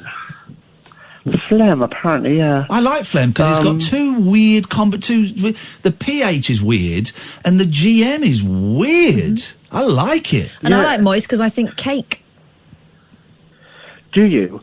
I think beaver. Curd? Do you like the word curd? Yep. As in curds and whey and Kurdistan. Dollop? Yes. Like Dollop Parton? Yep. Pulp? Great band. Well, okay band with 4 good singles. Interesting band. 3 good singles, a lot of pony albums. Long legs. Yeah. But all those words have now paled into insignificance. Oh. Because I keep hearing words like lit or sick. S-I-C. Yeah. Yeah. Sick. Like S-I-C. With the wax models on an island. Hang on, S-I-C. S-I-C is when you are quoting someone's work and they have misspelt something or attributed something that is untrue, and then you put sick, which means that's how they wrote it, and I'm just copying. It's not my fault, But that jacket is sick. But not S-I-C. Yeah, I think it is. Yeah, like the jackety thing. Okay, fine. It's the evolution of language. Deal with it. It's not for you. Here's the other thing. It's not for you. Is it not for me? Am I too old? You will have used words in the past that your parents would have said, you're using that wrong. Why are you saying that such an awful lot? I wish you'd stop it. That's the whole point. Oh, they're recycled, aren't they? Yeah. Because you hear you hear kids using the same words that we used in the 90s. And it's like, I used that first time around. It's a sibboleth. What? Sorry? These words. Yes. Sorry, what did you just say? That's what it's called, isn't it? A sibboleth? Hang on, let me just check. Aren't the shibboleths the big statues? Shibboleth. A shibboleth, right. Ah, yes. Okay, so shibboleth is a word that gives you away if you use it wrong. Okay, so I think it was from back in ancient Israel, it was a way that one tribe could tell if someone else was from a different tribe and who the enemy was. They would use a word, and if they couldn't pronounce it, they would know who it was, right? So if you misuse a word, or if you try to appropriate a word that's not for you, stick out like a sore thumb, and that's the point. Sick, lit, all this stuff, not our business anymore. Okay, well, I'll just stick to smegma and discharge. Thank you very much indeed. Let's go to that. Where would you rank that? Decent or pony? Okay, I think it was. Can I go in the middle? An adequate? No, we've only got it's a binary. All right, well, let's compare it to the first hour. It was decent. Okay, fine. So that's 4-1. Let's go to line 2. Hello, line 2. You're on the wireless. Good evening. Good evening. You mentioned something earlier that interests me. It was about Donald Trump and to do with Mars. Yes. And he reckoned it come from the moon. No. Correct me then. I'm going to find the exact tweet that he... here we go. I think this is the tweet. Okay. I'm going to find it. We're going to read it. This is a tweet from him for 6:30 tonight. For all of the money we are spending, NASA should not be talking about going to the moon. We did that 50 years ago. They should be focused on the much bigger things we are doing, including Mars, brackets, of which the moon is a part, of which the moon is a part, close brackets, defence and science. Right. You could take that two ways. Okay. Which way do you want to take it?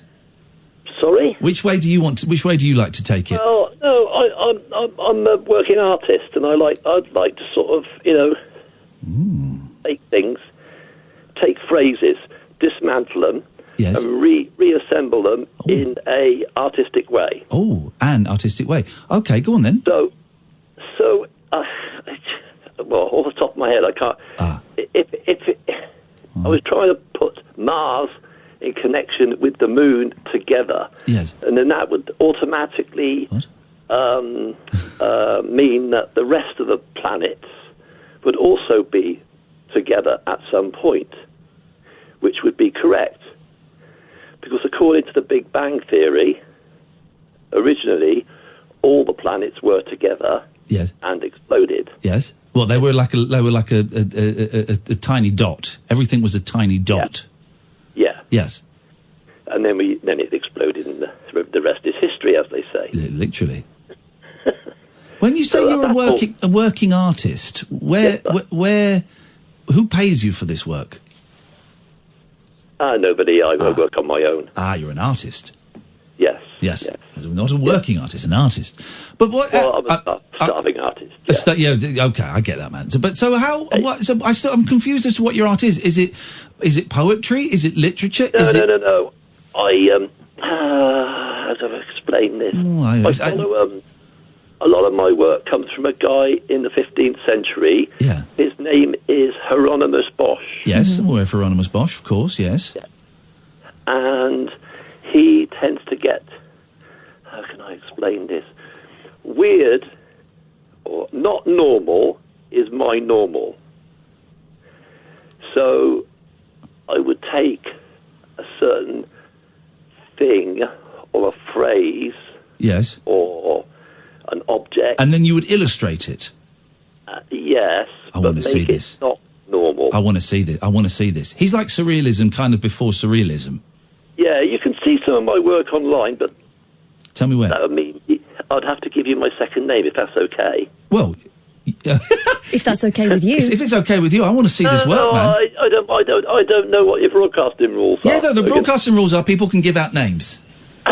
Okay, so it's Dave. Dave, yes. You know how to spell that, don't you?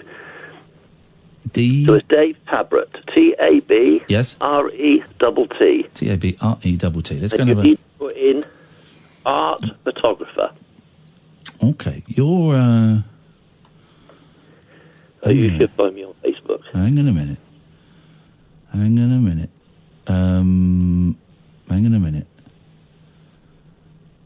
Did you do? Oh no! Hang on a minute.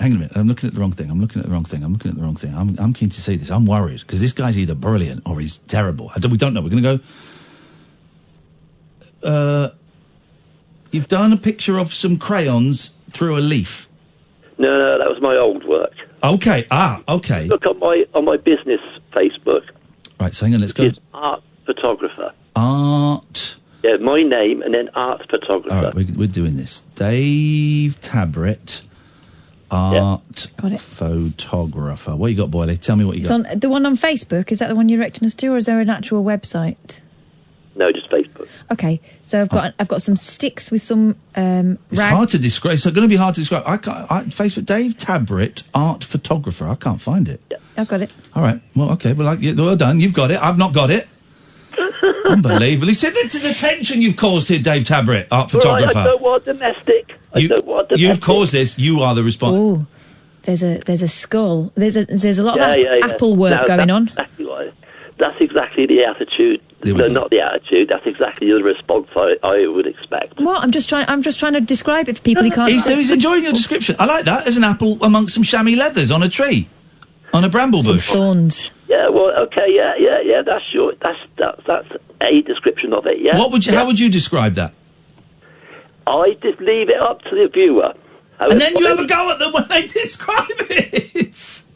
Whatever you want to see in it is entirely up to you. All right, all right, there's I don't enforce. All right, okay, we're going to describe your art. Okay, these are great, by the way. These are great.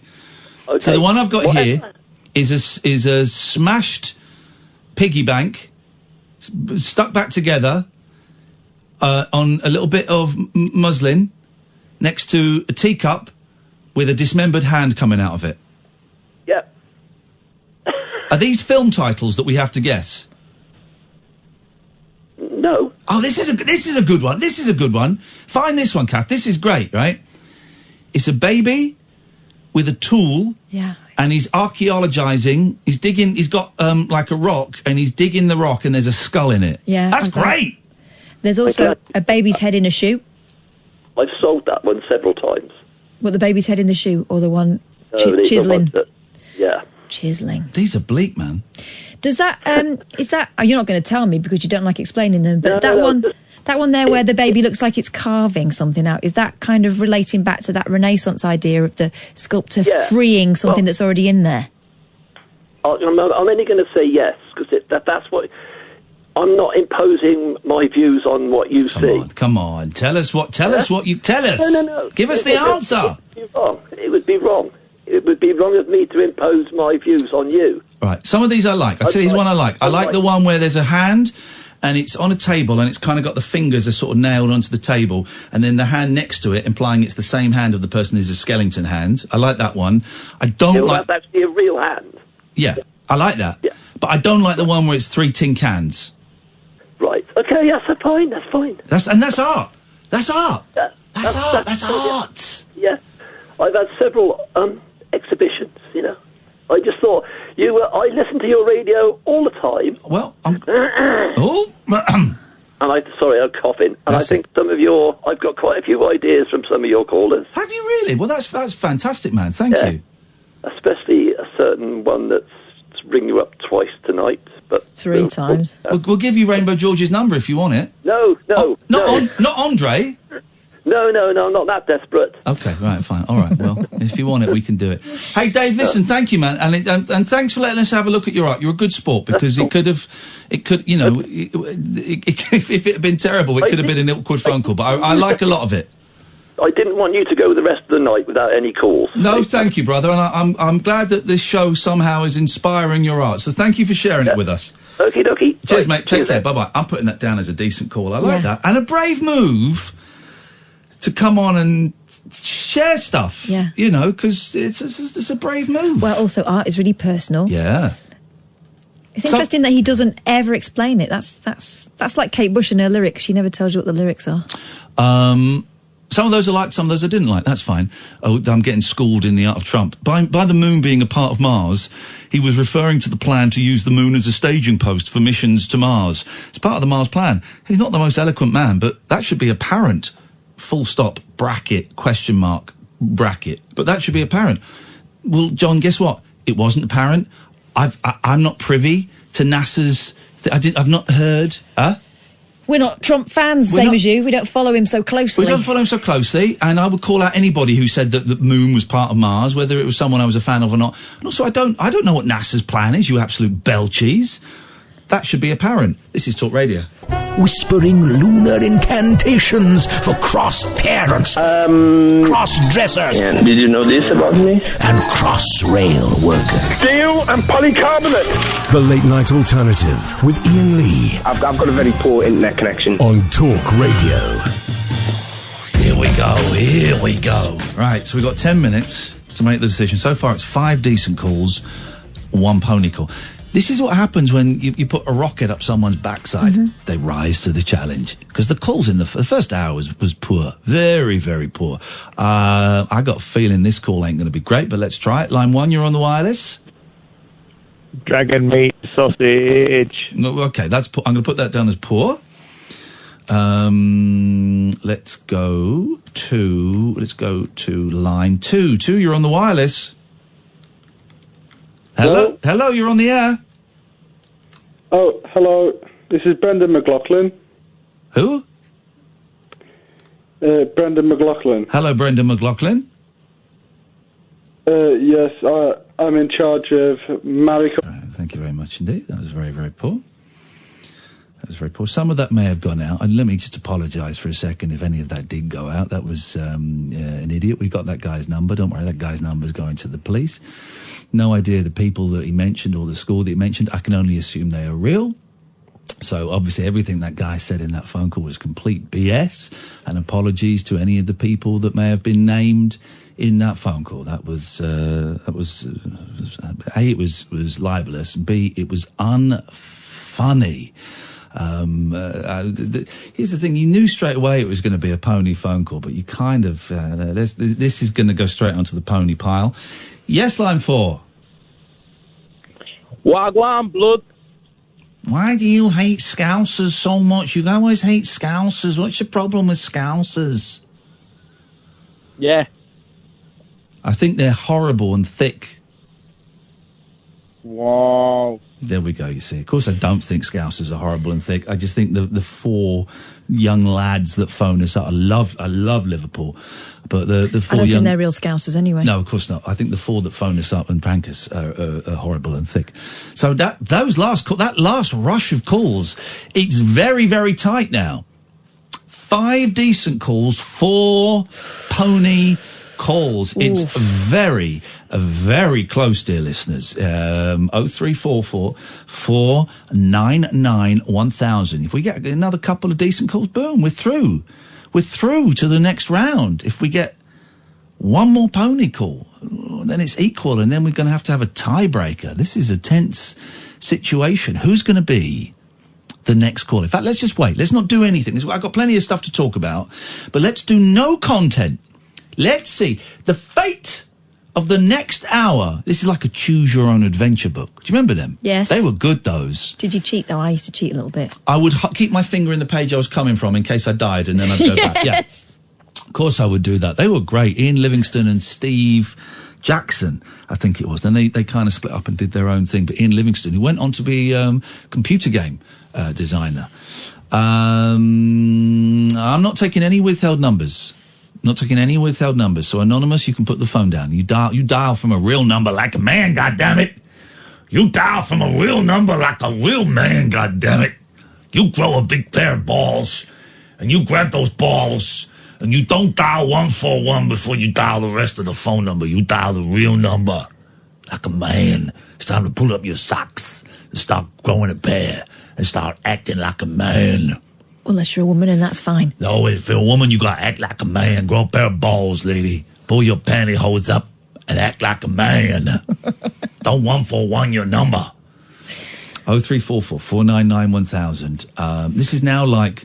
okay. Thank you. All we heard was the gentleman's name that went out. Thank you very much, Sonny. I appreciate that little update. So we're going to wait. We're going to wait, and we're going to see. I'm not taking a withheld number. We are going to wait, and we're going to see. 0344 499 1000. Just need a decent call. Everything could change in the next 2 minutes. Everything could change. So we're just going to wait. We're going to wait. We're going to wait and see if you guys deserve more. Now, of course, what they're doing is they're now holding off calling in because it's 5-4. Decent versus pony. It's 5-4, right? So they're thinking, well, if we phone in, there's a chance we might tip it the other way. But so they're just going to wait. These are the scumbags we're dealing with tonight. Cowards. That's what we're dealing with. Cowards. We'll wait.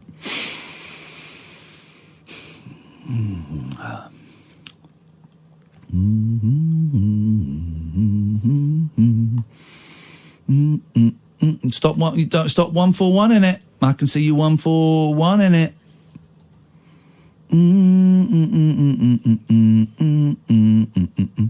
There we go. Now we're going to put the pressure on.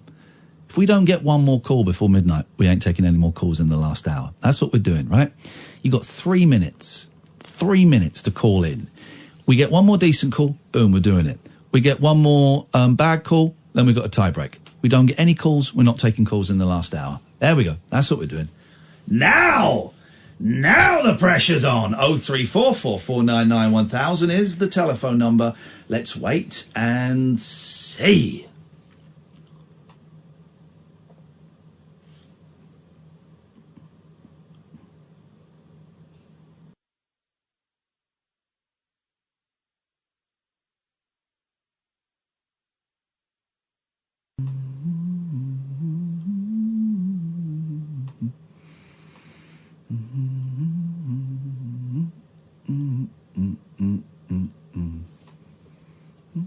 We get no more calls, then we don't take any more calls in the last hour. It's your choice, guys. You've got 2 minutes. 2 minutes.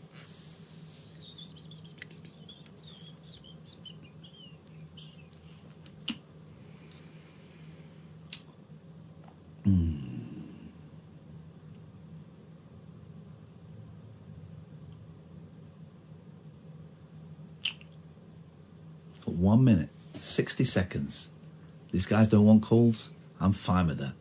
I'm going to close the old phone box down. I'm going to shut it off. We won't take any calls. 50 seconds.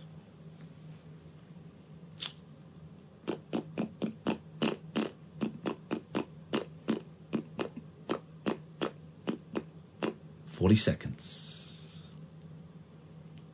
If they don't want to phone in, that's fine. I don't want to phone. I'm not going to. I've just saved time. I won't ask give the phone number out. 30 seconds. I won't tout for calls. Just makes our life easier.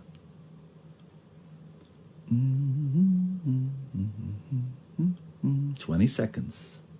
Close to going for an hour without calls, which is going to be lush for me. I can't wait.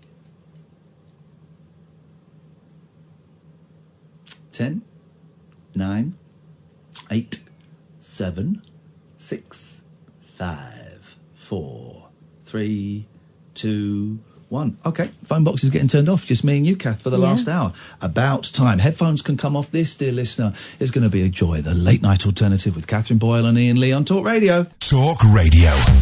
The Late Night Alternative with Iain Lee on Talk Radio. We have ways of making you talk.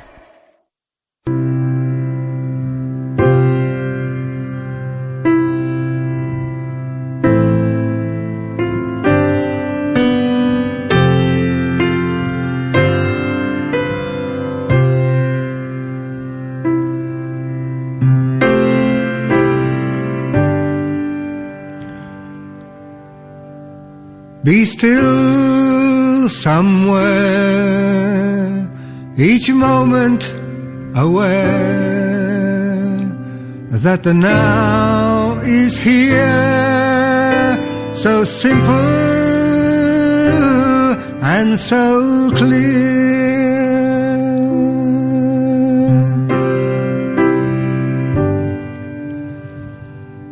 The past has gone, the future will come. The soul shows us how we're here in the now. Be still somewhere, each moment aware that the now is here, so simple and so clear.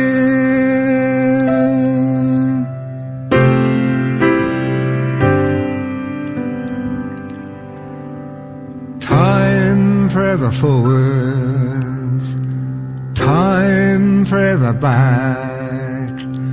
We're forever seen in the in-between.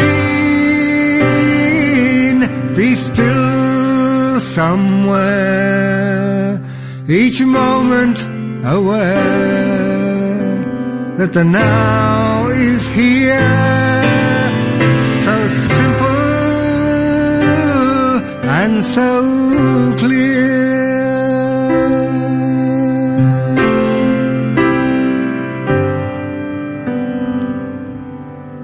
Existent and silent, catching each moment. Time is where, when the now is here, so simple and so clear. Existent and silent, catching each moment. Time is where, when the now is here, be still somewhere, each moment aware that the now is here, so simple and so clear.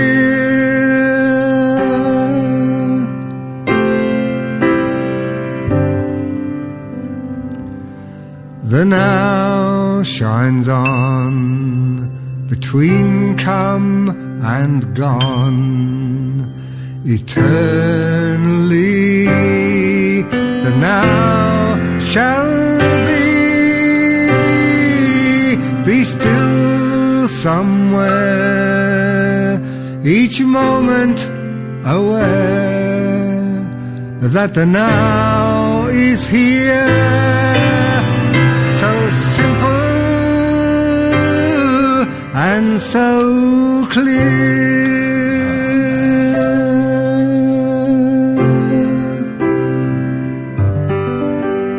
It's Nick Jones, man. Flippin' heck. Isn't that incredible? He sounds old. He doesn't sound well. But that is beautiful. There's a new Nick Jones compilation out, an introduction to Nick Jones. Nick is spelled N-I-C. And remember, we had Nick on the show. Just an amazing voice and guitarist whose career kind of came to an... Well, it came to an end when he was involved in a terrible car crash in about 1980 or 81, I think it was. I can't quite remember.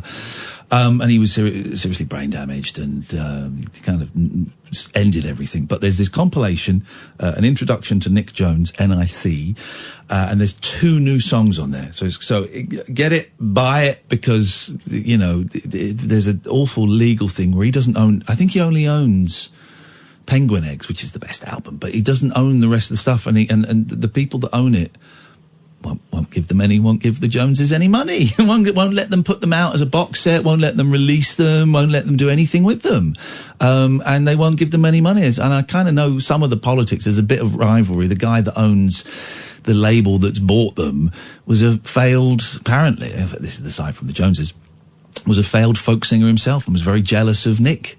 And so he bought Nick Jones's back catalogue, and he bought a couple of other people's back catalogues, and then won't let the family license them or do anything with them.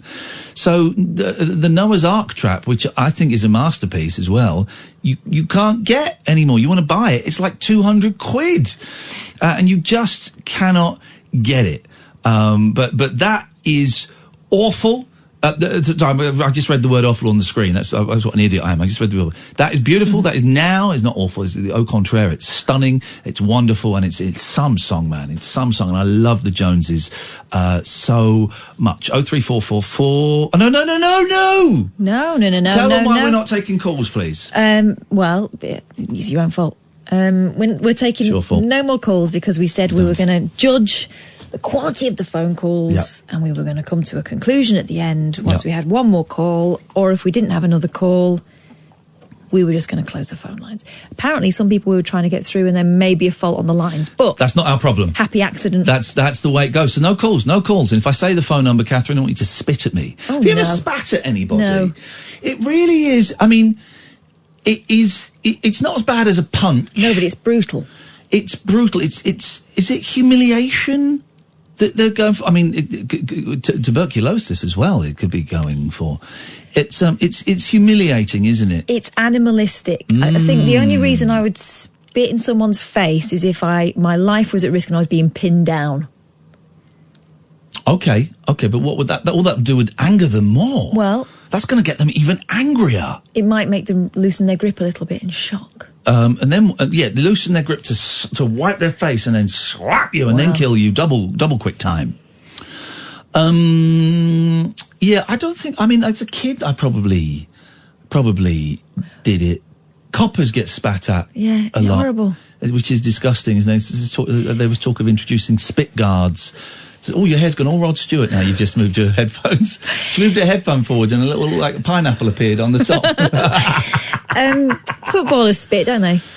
Oh, spitting is not at each other. No, just fob out a greenie. Yeah, well, they have to. Oh, I spit in the street. Oh, I'd hate that. I'm a street spitter. I do it private. I don't do it so people can see me because I don't want to be in Heat magazine.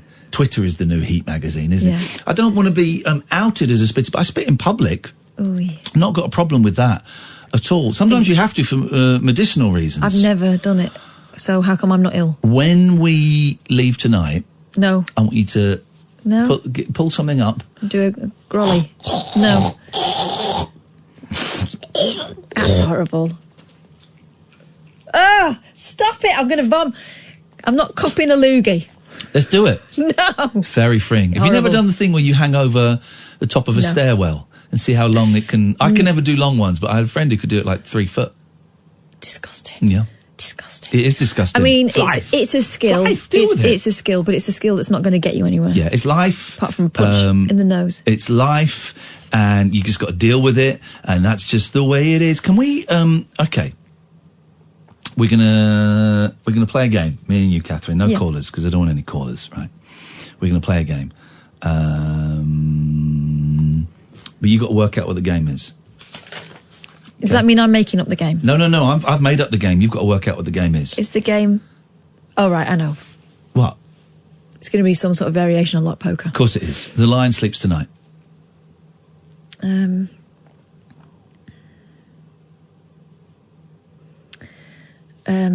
Rockin' Robin? We're in. Eye of the Tiger. Okay.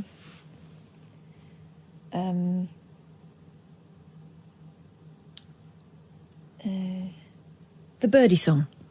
Too Much Monkey Business. Hound Dog. Ooh. Yeah. Teddy Bear. Oh. Bear. So it counts. Yeah.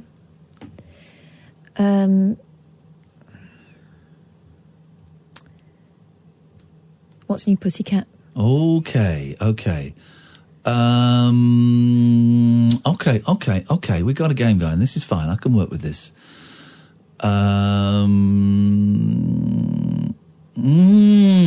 Oh, this is good. Okay.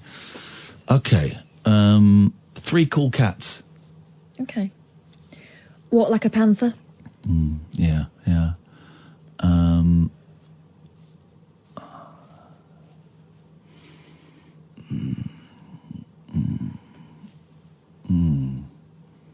We're going to have to start introducing a time limit. Let me get the bell out. Start introducing a time limit. Getting serious. This is getting serious, and it's great that there's no callers to annoy us about it. Right. Yeah. Okay, 10-second timer starts now. You've got to do the 10 seconds. You've got to count it out loud so we can hear it. It's going to put you off. And Well- I'm also thinking of my next answer. So no. Well, you need to do it, otherwise I'll be here all day. Just don't be here all day. Well, but we got to have a timer, otherwise it doesn't count. 10.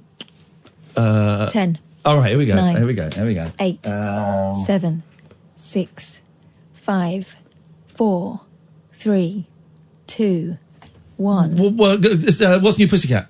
I've already done that one, so I win. Bollocks. Okay. I was going to do Baby Shark. Okay, fine. There we go. Baby Shark. Baby Shark. That's a silly song, isn't it? The best songs are silly. Yeah. You don't get... I say this, I don't know, because I don't pay attention to the charts anymore. I was going to say you don't get novelty songs so much. Novelty songs are big in the 80s and 90s. Mr. Blobby, the Firm, Star Trek in Arthur Daly, those kind of things. You don't tend... Baby Shark, I suppose, is the closest... I'm not sure where that's charting these days. The chart is now on plays, isn't it? It's not on buys Yeah. or even on downloads. It's plays. What does that mean? So if I had the time, I could release a single and I would just keep clicking on it and get the plays up, and I get 1 million plays. Then, so what does that mean? I'm number one all of a sudden. Yeah. I'm number one in the charts, the hit parade. You would think that maybe a record company with all its immense riches would be able to devise some sort of software that would do that automatically. I reckon 200 years, 100 years, pop will be dead, rock will be dead, it'll all be gone, because all of the rock legends will be gone, right? All of the pop stars will be gone, and it'll just be a thing. Gone, I mean, is in the same way as classical music is gone. It's gone. It's still, yeah, okay, we've got the old recordings, and we know, there are three classical radio stations that play like the 15 best classical things, but there are like thousands of classical songs. Yeah, because there's about 400 years worth. Yeah. You don't think there'll be 400 years worth of rock and roll? No, No. Pop will eat itself. Oh. Were right when they said pop will eat itself. It will. It'll disappear because it's not as good. Well, it's not as good. The Beatles will be around forever, but what will be around for 100 years from now? It'll be like 20 Beatles songs will be around. You don't think people will be reminiscing about Bieber? In when? Well, like 20 years, 30 years. Yeah. In 100 years, no. In 100 years, Bieber will be gone. Bieber will be a footnote. Gaga? Gone. Taylor Swift? Gone. Madonna? She'll still be touring. She will, though. If she can find a way, that's the one. She's going to get herself frozen and regenerated. She'll have robot legs. I saw someone do a tweet saying there was an interview with Madonna and it was about her kids and about what she was wearing and all of that. And he said, "Do you know what? I'd love to read a really good interview with Madonna where she talks about her music. Yeah. And how she got that sound. She complained about that interview, didn't she? Oh, I don't know. Yeah, Was that a thing? Yeah, she said that she felt kind of violated What by interview? it. Who was it? Let me have a look. It wasn't us, was it? No. They're right. You get so many interviews with Jack White about how he gets how he gets the inspiration and the song and the sound. I want to know how Madonna, where Like a Virgin came from. Yeah. Where the look came from. Was that entirely her? Did she have a stylist? I want to know, what was she thinking when she did American Pie? All of that stuff. I want to know all of that stuff. So do I. Were you upset by, you must have known that Like a Prayer was good, or what's the one where two gay men kiss him? That was the Truth or Dare film, wasn't it? Yeah. You must have known that'll be controversial. Did you care? Have you seen that documentary about what happened after Truth or Dare with all those dancers? Yeah, that's sad, isn't it? That's sad. Poor guys. They were kids, weren't they? Going back to the Imani Coppola podcast that's done with this guy Boyce, B-O-I-C-E, thoroughly recommend it. And he said, so you're 18, you're a pop star, you've been signed by Sony, there was a bidding war for her. She said, we did 3 tracks, there was a bidding war. She said it was nuts. You can't imagine that now, there's a bidding war. And I've never done a concert before. My first concert was at a Sony, like a showcase. Showcase at a Sony thing. So I'd never done all I'd done was musical theatre. So imagine her doing musical theatre. All I did was musical theatre, so it was very jazz hands. And then they sent me on tour around the world and never done a concert. And he said, but you must have had someone there, like, guiding you, telling you what to wear and stuff. She went, no, nobody. Just put a band together and they sent me off. She didn't have any person guiding her on what she should wear, how she should behave, how she might want to behave in an didn't have any of that. Polar opposite to what happens now with people like, I don't know, the people that Simon Cowell picks up. Yeah. I mean, they get everything absolutely pared right back. Yeah. And they don't have that much say in what happens. Because he knows exactly what formula works. And this was 96, 97, I think, Legend of a Cowgirl, Chupacabra, the album came out. And which, to me, feels incredibly recent, because it's 23 years ago, it's a quarter of a century ago almost. But 96, 97 is that was last week, surely. But it didn't have anything. And then when she got dropped by the label, she said she went nuts, I do find that I've always found this, the most fascinating bit of a pop star's career is the bit just on the cusp, just as it starts to go down. For the Monkees, it was when they made their movie Head and they said they didn't want to do a 3rd series of the TV show. Just starts going dark. I always find that the most, the Beatles, it was, there's a couple of kind of down periods, but the Bigger Than Jesus, and that they're having to do press conferences in America and their concerts aren't selling out. This is the thing that no one says. After the Bigger Than Jesus, we all know about the burning of the Beatles albums, Southern States, but they were getting death threats. They were having the Ku Klux Klan. I've played the clip before. There's a video of a Ku Klux Klan man saying, we will do whatever it takes.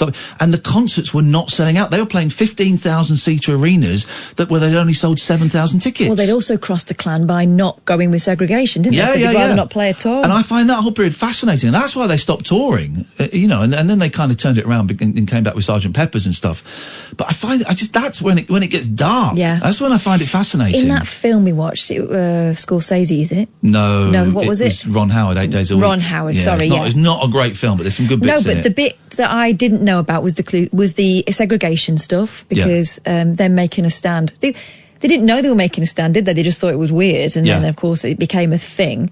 But I didn't know about that, and I didn't know just how miserable being at the Shea Stadium end of things was, when they're talking about sitting in the van and going, I can't do this anymore, I can't do this anymore.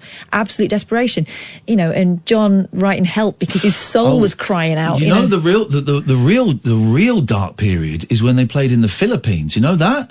So they're doing a tour of the Far East, right? Didn't they get beaten up or something? They go and play the Philippines, Manila, and they do a concert, and then they get told the next morning they've been invited to what's her name, the woman with the shoes, Imelda Marcos. That night after the concert, you're right, guys, we've got to go. Brian Epstein comes in. We've been invited to see Imelda Marcos. We're not going. We're knackered. We've been flying. We've just done a concert. I'm not going, lads. We've really got to go. Not going. Okay, fine. I'll tell her. And so he tells her, and she takes it as a huge snub. The Beatles then turn on the TV. The next day, and it's all about people screaming, "Beatles go home, we don't want them," and they're like, "What?" And they open the door, and their guards of their hotel room gone. All the police have gone, everybody's gone. And they then have to make their own way with their guitars and Ringo's drums. This is the thing, right? So it's the Beatles, couple of roadies, Brian Epstein, carrying the kit. And what era Beatles is this? This is 65. Right. 65. Is it 66, 65, 66? So they've gone from the mop tops, right? This is the end of the touring. And so they're carrying the stuff. They've got no police escort. They're going out in the street. They're getting spat on. Basically, it's like it's the equivalent of them getting their dicks out and waving them out at the Queen. You know, this is the kind of furore.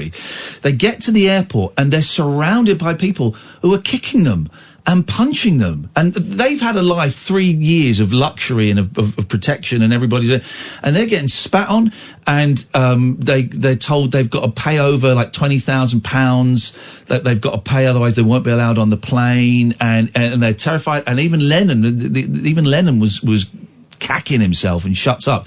And then they get on the plane, and then I think it's Brian Epstein and I think it's Mal Evans, maybe Neil Aspinall, are told, "You've got to get off the plane now." And they get off and they think, well, that's it. They're going to be killed. Yeah. They're going to be executed. And the Beatles get out, and there's an interview with them as they landed, I guess, at Heathrow. And the Beatles are furious. They're scared. They're humiliated. They're sat there, and it's incredible because you wouldn't get that now. They go, "So guys, I believe you've had a bit of a tough time in the." I tell you what, I'll find it because it's incredible. You never hear an interview like that.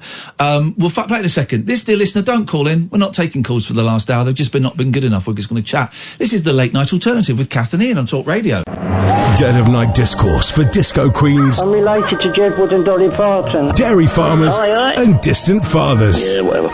The Late Night Alternative with Iain Lee. Doing lots of things that we don't know about, we can't control. On Talk Radio. Yes, great.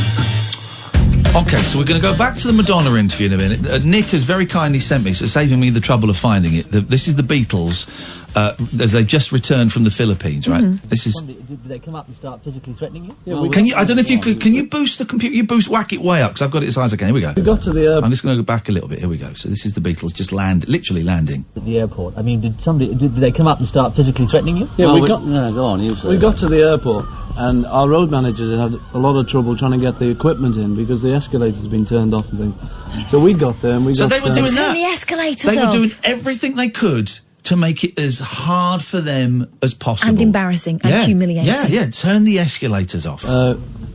Put into the transit lounge. And then we got pushed around from one corner of the lounge to another, you know. You treat like ordinary passenger. Ordinary passenger, you were saying. It's an ordinary passenger. He doesn't get kicked, does he? And so they started knocking over our road managers and things, and everyone was falling all over the place. They started worrying you when the road manager got knocked over. Yeah, and I swear there was 30 of them. What do you say there were? Well, I saw 5 in sort of outfits, you know, that were sort of doing it, the actual kicking and booing and shouting. Did you get kicked? So they're getting kicked. By the men Beatles in uniform. are getting kicked. Neil Aspinall, who's a big fella, he's taller than me, getting pushed over in a foreign country. It's terrifying. No, I was very booing and shouting. Did you get kicked? No, I was very delicate and moved every time they touched me. But I was petrified. I could have been kicked and not known it. I just know I was getting booed. You haven't been if you're going to have these battles. Yes, well, we just never go to any nut houses again. Would you go to Manila again, George? Oh, no, I didn't even want to go that time. Me too. No, because we'd heard that it was a terrible place anyway, and when we got there it was proved. Very sort of cowardly anyway of them, because they were obviously, you know, trying to make it rough for us and knew we couldn't do anything back because all the papers had sort of turned against us. So, you know, if they'd have started something, it would have been all the Filipinos there against us, probably. And we couldn't even say anything on the way to the plane. Like the press was saying, some of them that hadn't quite seen it with radios, you know, they'd been waiting at the other end. Say, well, what was it like? There's a bit of booing going on, but never, you know, will you be back? And I was dying to say, God! But what you need is a large... too frightened. What you need is a large... Like some money, so... There's a longer version of that, but that's pretty much it. Imagine, they're the Beatles. They're the biggest thing in the world, and they're getting kicked and pushed and shoved and horrendous. That is actually a very tame account of it. There is another, I've heard other accounts where it's much more graphic. Now, this Madonna thing. Yeah, this is about the New York Times profile that you referred to. I haven't read it. Have you read it? No. Well, Madonna's read it, and she's not happy. This is according to Vulture, which you can get online. Yeah. By Hunter Harris. In a lengthy post on Instagram Thursday morning, she shared a pair of outtakes and a criticism of the piece. To say that I was disappointed in the article would be an understatement. It seems you can't fix society in its endless need to diminish, disparage or degrade that which they know is good, especially strong, independent women, Madonna wrote. The journalist who wrote this article spent days and hours and months with me and was invited into a world which many people don't get to see, but chose to focus on trivial and superficial matters such as the ethnicity of my stand-in or the fabric of my curtains and never-ending comments on my age, which would never have been mentioned if I'd been man. It's nuts. Sit down with us. So the sound on Like a Virgin, right? How much of that was yours? How much of the song did you have when you went in? Yeah. Was it the producer that came up with the sound, or was that what you imagined and you communicated that to them? When that, you know, what did it feel like having 8-year-old girls singing Like a Virgin? Yeah. What was that like? Is it exhausting after having to continually reinvent yourself, or do you find it a process that you enjoy? Where'd you get your inspiration from? Have you got a team? Are you doing it all? Do you just, you know, are you lying in bed and suddenly you wake up, go, right, I know what the next look is going to be. Are there any things that didn't work that you know, all these different things? That's what you want to know. That's what you want to know. Yeah, Madonna says she's sorry she spent even 5 minutes with the Times writer and that she felt raped by the experience. She says, and yes, I'm allowed to use that analogy, having been raped at the age of 19, she said. Okay. In the profile, Madonna used a rape analogy on the writer Vanessa Grigoriadis. Sorry? My headphones come out, I think. Yes, you're still on. We're still broadcasting. We can hear you. We don't need the headphones. We're not no, exactly. She contemplates that women these days were trying not to use that word metaphorically. All right, so she corrected the woman. Right. Madam X, Madonna's 14th studio album, will be released on June 14th. Look forward to that. I don't look forward to it. I'm not a massive fan, but I would like to read as an icon, as a very important musician in the 80s and 90s. Yeah, let's get some. You know, I sit there and read. I don't really get buy rock magazines anymore because I just find them. All the interviews are like Crosby, Stills and Nash and stuff. I've heard the stories and all the other bands. I'm not interested in. I kind of appreciate the fact that she's out there doing a thing, you know, and it may not always be for me, but she makes some bold choices. Like a virgin, touch for the very first time. Shame about her boobs being that shape, though, wasn't it? Yes, but she seems to have sorted that out. That is one of the great triumphs, that she managed to be successful despite having ice cream tits. Ice cream cone tits. We're doing it now. Yep. You doing it. You did it. Yeah, I know. I started it. Despite how revealed the 12 toys that will be top of children's Christmas lists this year. I like these because I want to see where we're in. Although my boys, it's just video games. Yeah, my girls want expansion packs and stuff now for games they already have. Can I have a phone? No. Yeah. When can I get one? When you're 21? Oh, do you live in my house? Because I have exactly the same conversation. When you're 21? Really? But Mum says I can get one when I'm 12. I said, well, that's a conversation I'm having with Mum, because I don't think you should get one at 12. No. So that's now the thing. It's not 12. It's another thing. Despite how far away it may seem in the summer sun, the Christmas countdown has officially begun, with Saturday marking 200 days until Christmas. Oh, my God, no. Let's not start counting down. Argos has unveiled the annual list of predictions for this year's toys. Oh, this is great! This is great. What do we got? For instance, legions of Fortnite fans will be keen to snap up the Fortnite Battle Bus. Oh, that is great. This is a toy bus with a balloon on it. All right, can I see how big it is? I've seen the figures. Is it for the figures or are there different There are things tiny figures. Yeah. For 40 quid and recreate their own battle royale using the character figurines included. All right, well, we're getting that. Meanwhile, movie lovers can grab the iconic Lego Harry Potter night bus. What is that? That's fun. For £35, as featured in the hit film Prisoner of Azkaban. That's quite a good price for a Harry Potter, a big thing like that. Yeah. Or spend £35 on the animated 7-inch real walking Buzz from Toy Story 4. Okay. £60 Paw Patrol Mighty Pup Super Paw Jet. Paw Patrol, I'm so glad that's not part of my life anymore. Meanwhile, younger children may also love Peppa Pig's playset, £40, an interactive theatre featuring the globally recognised star. We've got loads of Peppa Pig stuff under the bed at the moment, and that got played with and played with and played with. It was a huge favourite. Here we go. It's predicted that Boppy, the booty-shaking llama, which costs £25, will charm kids and adults with the ability to enthusiastically twerk to 3 preset songs and YouTube videos. Yeah, within a month, the batteries will have gone out of one if we get one. Fans of programmes like Our Planet may be keen for their children to snap up animal toys like Owlies, a £50 interactive toy that can be rescued, take care of, and even teach to fly. And animal lovers can explore over 100 different interactions with the most expensive toy on Argus's list, the Furreal Cubby Bear, which costs £80. Those interactive toys are always crap. Yeah. They're always... Oh, Peter Jenkinson, well done, mate. You know what his job title is? Toyologist. Oh. The dream job. Toyologist Peter Jenkinson said, this year's Top Toys list is a great representation of the entire toy market. There's something that will appeal to every child and of all ages. I want to be a toyologist. He's made that up, right? Yeah, like the kid from Big. What? He was a toyologist, wasn't he? Was he? Yeah, was that his title? He was sort of going and trialling them. Yeah, I guess that's what it is. Okay. All right, we'll take a quick break. This is Talk Radio. Tales of mystery and imagination on the radio show that does things differently. Dolly Parton, I listen to a record all day long. The Late Night Alternative with Iain Lee. I'm a nut job, but not that kind of nut job. On Talk Radio. Honest to God, it's the new Breaking Bad. Oh no! What you got, Boyley? Give it to me, baby. Who's that? Give it to me, baby. Give it to me, baby. Who was that? Yeah, Pretty Fly for a White Guy. That's what it was, wasn't it? Was it the... I don't know. I don't know. I'm thinking, do you have like an animal name? You're thinking of Let's Do It Like They Do on the Discovery Channel. Maybe. I tell you what, who is... I wish we were interviewing next week instead of last week. Mm-hmm. Remy Nicole, because I've bought the 2 albums now. The first one is a joy. The first one is just like pop fun. It's light, it's frothy. There's some great songs on there. The kids love it. It's a bit like Lily Allen, but with balls. Yeah. The second album, the one that no one bought, my God. It's incredible. We can ring her up. We can just ring her up now. No, I bet she'd talk to us next week if you wanted. No, because then it looks like I didn't really know. Now, let me find a song, right? Some of the lyrics are a little bit clunky, but I like that. So the second album, you can get these for pennies, by the way. I want to see if I can find this song. The first verse is a little bit clunky, but it's got some chorus on it. Let's see if we can find it. Hang on a second, guys. Is this it? Is this the song?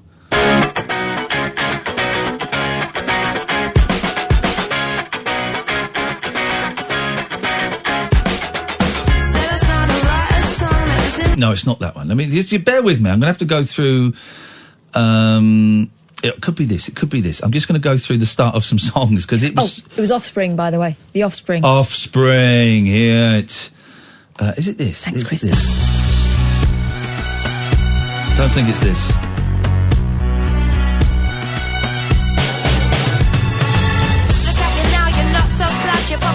This is it. All right. This is it. This is great, man. The first verse is the lyrics, okay, but it's got some chorus on it. Have a listen to this. This is Remy Nicole. Here we go. Whoa! Flipping it. That was loud. Sorry. Just sent us deaf. Here we go. Here we go.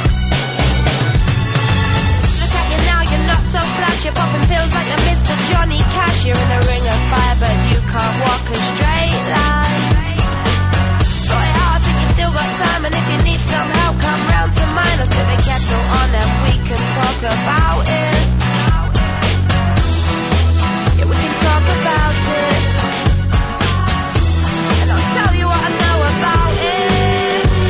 And all the broken-hearted people, they were sitting in the house watching broken-hearted TV shows. You don't know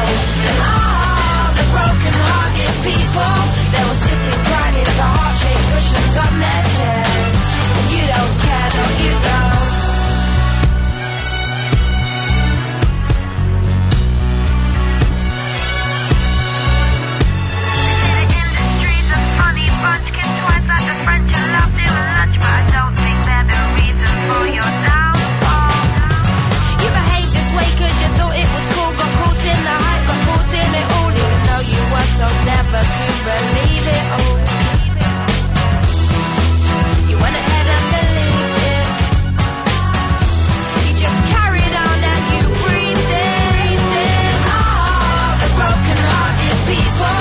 They were sitting in the house watching broken-hearted TV shows. You don't know. And all the broken-hearted people, they were sitting crying into heart-shaped cushions on their chairs. You don't care, no, you don't.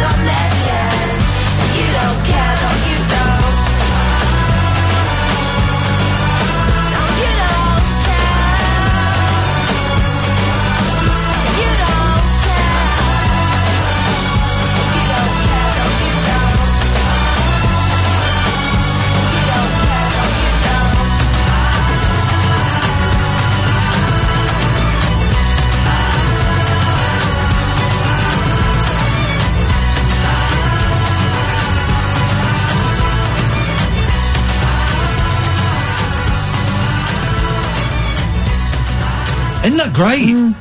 The album sold like nothing. And then I've just looked online. So the album's Cupid Shoot Me, which is her second album. There's the album that got dropped from Island Records, right? Unfortunately. The album is a mixture of styles, ranging from doo-wop to rockabilly, girl group to soulful rock. So quite a 60s vibe to it. Nicole describes it as an album about not being in love. She wrote all 11 songs on the album and performed the vocals, guitar, keyboards and drums for the record. What, is that all? What was she supposed to do? She's like a one-woman band. She's more incredible than I even thought. And I thought she was brilliant. But she's something special. And hasn't done any records for... When did that come out? 2009. Hasn't done anything for 10 years. But she's just starting to do it again now. But was so burnt by the experience. Hasn't done anything for 10 years. So it's a great album. Even better than the first one, I think. It's a bit more mature. When you hear how much she did there... Yeah. You can completely understand why she wouldn't want to touch it again. What more are you supposed to give them? Yeah. What more could she have done? Yeah. That whole album, I'll tape it for you. I'll tape it for you. You get it on eBay and Amazon for like £2, £3, £4. That one. I put the first one in and loved it. I put the second one in slightly reluctantly, but it's just wonderful. It's a real joy, a real find. I'm really lucky I got my hands on that. We've got another 20 minutes. No, don't bother calling in. This is Talk Radio. Closing time conversation for tax inspectors, taxi drivers and taxidermists. Great big talk for the wee small hours. You've been trolling me big time, mate. The Late Night Alternative with Iain Lee on Talk Radio. There we go. It's that after midnight thing where the computer just slows down. We're not taking calls tonight. We had a rush of decent calls in the second hour, but not enough really. And I don't want to put pressure on you guys. I don't want to put pressure on you. You weren't up to the job, and that's fine. Chill out. It's the weekend. Chill out. It's birthday weekend for me. And I'm celebrating my birthday by hanging out with Kelsey Grammer. That's weird, isn't it? If you're coming to the Kelsey Grammer thing on Sunday, I don't really know what to. I'm not that nervous about it actually, but all I know is it cannot be as bad as Chevy Chase, the Chevy Chase thing that we talked about with Mike Reid. Can't be as bad as that, right? Oh no, you pulled a face to say it could be. No, Karen. What I was going to say is, not unless you try really hard. I mean, take a tennis racket, maybe a guitar. It's tempting, isn't it? But not many people will get the joke, so I won't. What should I wear? Not wearing a suit. No, I would wear... Smart trousers, shirt? I mean, he will be smart, won't he? I think he's quite a dapper chap. Yeah. Not wearing jeans. Have a wash. I'll do that. I'll have a shave. I'll have a moustache. Yeah. Just something. I don't want to wear a shirt. Just be clean. I don't want to wear the jeans. No shirt. No shirt in your pants then. I'm looking forward to it. It's going to be a unique experience. 90 minutes on stage with Kelsey Grammer. Yeah.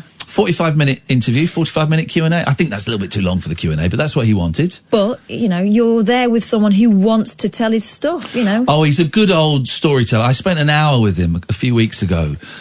We had coffee together in a very, very posh private club in Mayfair. But it's not so much of an interviewing job, is it? You're sort of hosting it. That's kind of it. Oh, yeah. I've just got to prod him to get his stories. Yeah. I was going to look up... I've read his book, but that's 25 years old. He's had 3 wives since then. So it was... and I'm going to do a little bit more digging around on Sunday morning, before I go and meet him and stuff. And it's just getting him to get the stories. And I'll speak to him beforehand again and say, look, are there any really good stories that I might miss that you want to get out there? He said... Everything is up for grabs. No off limits. I'm not going to ask him about his politics because I'm not interested, but I'm sure someone will in the Q&A. Yeah. I'm sure someone will. I wish they wouldn't because what's he going to say? He likes someone that you don't like. But I'm sure someone will. It's fine. He's cool with that. He's happy to talk about it. Me and him have already talked about the drugs. I said, oh, yeah, we have something in common, Kelsey. We both love cocaine. But he still drinks. He's one of those, the lucky ones that he ordered a very complicated sounding martini, I think it was. It had an olive in it, so it must have been a martini. I've never had that. No, and it was in a very posh private members club, and he was, yes, can you, the woman said, would you like a drink? Waitress, would you like a drink? Yeah, can you, do you have, he named like they named a drink in a mixer. Maybe, do you have the naming all these mixes? Yes, because I like that, but just a dash of that and an I was thinking, I don't know what language you're speaking. You know what that is, though? That's like extreme privilege. To be able to slow everything down. I want it just how I want it, and I know exactly what brand I want. And if you haven't got that, then forget about it. And he was he was lovely. I thought he was lovely. He was very straight to the point. He said, you can ask about absolutely anything you want. The only thing I'm nervous about, not interviewing him, now I've met him, is doing it in front of 1,000 people, right. 800 people, whatever it is, on the stage of a West End theatre. That's going to be the weird thing, is doing that. What would make me nervous about doing something like that is you're surrounded by people who know more about him than you do. Yeah. And there's that thing of, right, okay. Exactly. I want to do... it's like if I had one of the monkeys on, I wouldn't want to ask, so how did you 4 guys get together? Yeah. Where did you get the name from? I wouldn't want to do the obvious stuff. With something like this, you've got to bridge that gap, haven't you? You've got to do some slightly obvious stuff. It's slightly different for him because he's not a pop star, but you've got to do some slightly obvious stuff for those people who are the casual fan and it's been bought as a Father's Day gift or a birthday present for a wife or something. But you've also got to try and get something a little bit deeper because I'm going to realize tickets were between 25 and 200 quid. My goodness. You know, exactly. People have paid a lot of money for this, so I want to make sure people get their money's worth. So you've got to do slightly deeper stuff, but without alienating 90% of the audience. But that's what I'm nervous about. Doing it in front of 800 people, some of whom have paid £200. I've never stood in front of an audience that's paid £200 before. But you and he are on the same side. You want to give those people what they want. That's the thing. It's not like doing an interview. You're not Parkinson. You're not getting people on who are prepared to hold things back and they've got a certain thing that they want to push. Yeah. He's laying it all out there, which is great. A really nice position to be in. I've got a notebook. I'm going to go on. I think I've got my notes in here. I'm going to go on with this, my crappy little notebook, because it's going to make me feel safe. But the notes I've got, his dad was murdered. You should use that pen I gave you with the cat on the end of it. I've been using that. They're good pens. His dad was murdered when his dad was 38. His sister was raped and murdered. And it's cool to talk about that, because he writes about it in the book. And I said, look, I would really like to talk to you about your sister Karen and what happened. Are you okay with that? Because if you're not, I won't go there. But are you okay? He said, yeah, sure. Please ask me about that. I'm happy to talk about that. You know, horrific. Studied with Robin Williams and Christopher Reeve. He was a Christian Scientist. Don't know if he still is. He was a surfer. As a teenager... Oh, geez, man. As a teenager, he thought he was Jesus. Oh, well, I mean, that's a thing. He's been struck by lightning. For thinking he was Jesus. No. I've heard that can happen. He was one of his partners used to beat him. Gosh, right. One of his partners used to beat him and belittle him and, you know, tell him he was a worthless piece of shit. So it's domestic violence. And he was ugly. She was like a really hot model and a little bit younger than him and would say, why would I want to have sex with you? You're fat and ugly. God, you're hideous. That, you know, that kind of thing. That's all I got from his book that ends in 1993. So I expect some other things have happened since. Yeah, exactly. So it's going to be... Wow, what a life. Yeah, what a life. What a life. So yeah, there's some quite...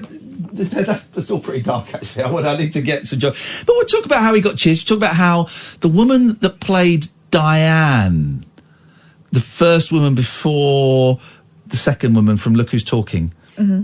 Before Kirstie Alley. Before Kirstie Alley. She hated him. Oh, did she? Because he was brought in like season 3 or something, because it was just starting to get a little bit flat. And so they needed to bring in someone who could deliver, like, you know, like sharp, witty put-downs. Yeah. So they got Frasier in as like a guest character to appear in like 5 episodes. Shelley Long. Shelley Long. And he was like a hit straight away. Was this unknown actor? Suddenly was a huge hit. So he got, obviously, you know, became a focal part of the show. And she hated him. And there she, I wonder if it's on here, Shelley Long, Emmys, Frasier. I wonder if this is it. Let me just have a listen. Let's have a listen to this. She slagged him off in a speech. What? Yeah. And the winner is... So this is the Emmys, 1983. Shelley Long for chair. I don't think she is. I think this is going to be cut out. Or maybe it was in the next year, because it's described here as a humble speech from Shelley Long. I wonder...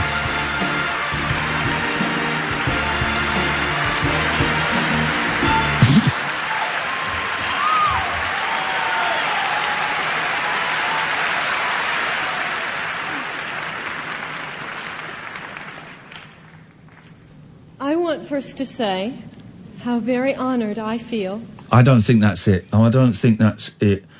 I wonder, maybe Shelley Long, rude about Kelsey Grammer, Emmys, awards.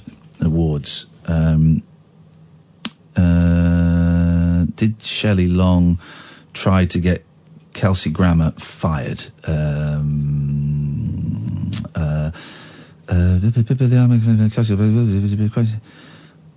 Yeah, I can't find it, but yeah, she was at some awards thing, and she said on stage, I hate the character Frasier, and was really rude. And then she appeared in an episode of Frasier, but according to his book, so it's his side of the story. Before she came out on stage on the set to do it, he got summoned to her dressing room to go through some issues that she had with him. So who knows? Maybe he was doing a lot of coke at the time, so he probably was an a-hole. Mm-hmm. But yeah, I've been summoned to dressing rooms to clear the air. I have to do those kind of things. But it's going to be a good night. You're coming. Yes, I can't wait. Katie Puckrick is... She's my date. Is your date for the event. My sister's coming, and it's my birthday. What a great way to... I hate birthdays. Hate them. I'm doing nothing to celebrate it. I'm seeing my kids tomorrow at their school fete, and then I'm hanging out with Kelsey Grammer. As I haven't got the phone box open, could you open your microphone, open it loud and proud, and tell me what the out time is, please? He's not worked it out. No, come on. Don't tell me in my ears. Come on your microphone. You're coming on the radio. Go. When you've got it, come on the air. Come on the air. And say, I've lost my pen now, so I can't write it down. You'll have to write it down for me, Catherine, and remind me. All right. That's the thing. What have you got? Oh, didgeridoo wielding man. Yes. Father of 12 heard a man break in to his house and instantly got up to tackle the intruder. Clad only in boxer shorts, he rushed downstairs and gave chase as the villain tried to make his escape. Yeah. Kim from Adelaide, Australia, called to his neighbours for backup, 9 News reported. Once he was sure the miscreant couldn't get away, Kim popped home to get his didgeridoo. Here we go, as any of us would. He told reporters that he planned on playing a couple of quick tunes while waiting for local police to come and take the man into custody. The suspect, a 32-year-old man from nearby Fulham Gardens, was arrested a short time later by the police, charged with aggravated serious criminal trespass and theft, and set to appear in court in August. The guy said, I was gaining on him and I knew it wasn't going far, so I got the boys to cordon off the area, me out there in all me glory. Wow. I did notice I run fast master naked. There we go, you see. With his didgeridoo. What was that video that Limmy retweeted of a naked man hitting another man with a wheel of a bicycle? Oh, yeah. Yeah. Didn't he have a coat on? Because at first, Limmy put, and I'd thought the same thing, that he had, like, white long johns on, but he was just a very pale Scotsman. Very pale man, yeah. Yeah. And there was a woman shouting, wasn't there? Yeah, it was a strange old thing. What is that? What is our out time? What is... 58:06. 58:06. We got Thank you it. very, I'm very gonna write much that down. Indeed. I should probably open phone box up for Martin because I suspect that He'll want it, won't he? He wants it.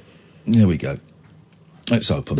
Yeah. It's open. Do you want another one? Yeah, go on very quickly. Bride shares creepy engagement ring made from body parts. Yeah. Yes, mate. Yeah, I'm yeah, in. yeah. I want some of this. One woman's decided on a very unconventional ring that's not gone down smoothly online. Writing on Facebook's, "That's it, I'm ring shaming." Yeah.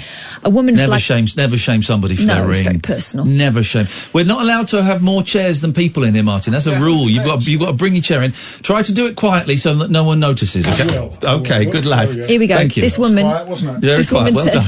posting because I love my wedding band, I gravitate towards vintage rings. Yes. She added, I also love Story the of my gold ring life. because it's a keepsake ring, Yeah. because it's made out of breast milk. Yeah. My youngest son's umbilical cord. Hang on. What? Sorry. What? Yeah, the ring is made out of breast milk. Breast milk. Her youngest son's umbilical cord and pieces of both my son's hair and gold flakes. Oh, that is disgusting. When she shared the image online, many Dirty. Facebook users were left baffled. And disgusted. One woman said, I like the band. The engagement ring is A, disgusting, B, ugly AF, and C, doesn't go with the band, and D, there's just no D. I hate it that much. Martin, have you ever had a milky ring? A milky ring? Yes. On a particular part of the body, or just a milky ring. This lady was Katherine saying we had a ring made out of breast milk and baby's hair and baby's hair. umbilical cord. Yeah, you're ginger. You're ginger. But I think Martin's had a stroke. Surely he means you're joking. Oh no, you are ginger. Look, you've got red hair. You are ginger. Red hair, but it looks nice. I've had red hair for quite a long time. No, I've not seen you with red hair. I'm sure I haven't. She's had it for ages. Has she really? It's this new studio, you see. Yeah, it's the first time lighting's different. Actually. Oh, actually, we normally have the lights off, don't we? we normally have it off when you come in, Martin. Yeah, I've never seen you like this with your clothes on and everything. Yeah, exactly. This because you weren't here the first week. We weren't here last week. We both had the trots. Yeah. And this is it. How are you finding the new studios? Yeah, fine. It's all right. Studio's a studio, isn't it? It's a room. A room is a room. I mean, we've been doing it for like 50 years, as I have. Yeah. Somebody sticks a microphone there and you start talking. Now I can tell because there's a clock behind me, so I can tell you've got a hard out at 58:06. A hard out, lovely. Hard out at 58:06. Yeah. So you can tell us. You can talk up what's on your show, but remember you're hard out. Okay, 58:06. A public service announcement. There's a film out at the moment called Late Night, which is getting a lot of publicity, getting great reviews. Any good? It's garbage. Oh. Absolutely. It's not even the best film about a talk show, to be honest. You know, I would put broadcast news ahead of it. I would put talk radio ahead of it. No. I'd put Howard Stern's film Private Parts ahead of it. The best film about a talk show is King of Comedy. Oh, King of Comedy, yes, of course. Oh, is it rubbish? Oh, that's a real shame. It's got Emma Thompson, just for yourself, 4 stars in The Guardian, 4 stars in The Times. But I thought it was just so cliched and lame. And I don't think... You had to believe that Emma Thompson was a stand-up comedian who got a talk show, rather like James Corden has, in the States. You can't believe that. She hasn't been funny since Nanny McPhee, and that's all I'm saying. Hard out. This is Talk Radio.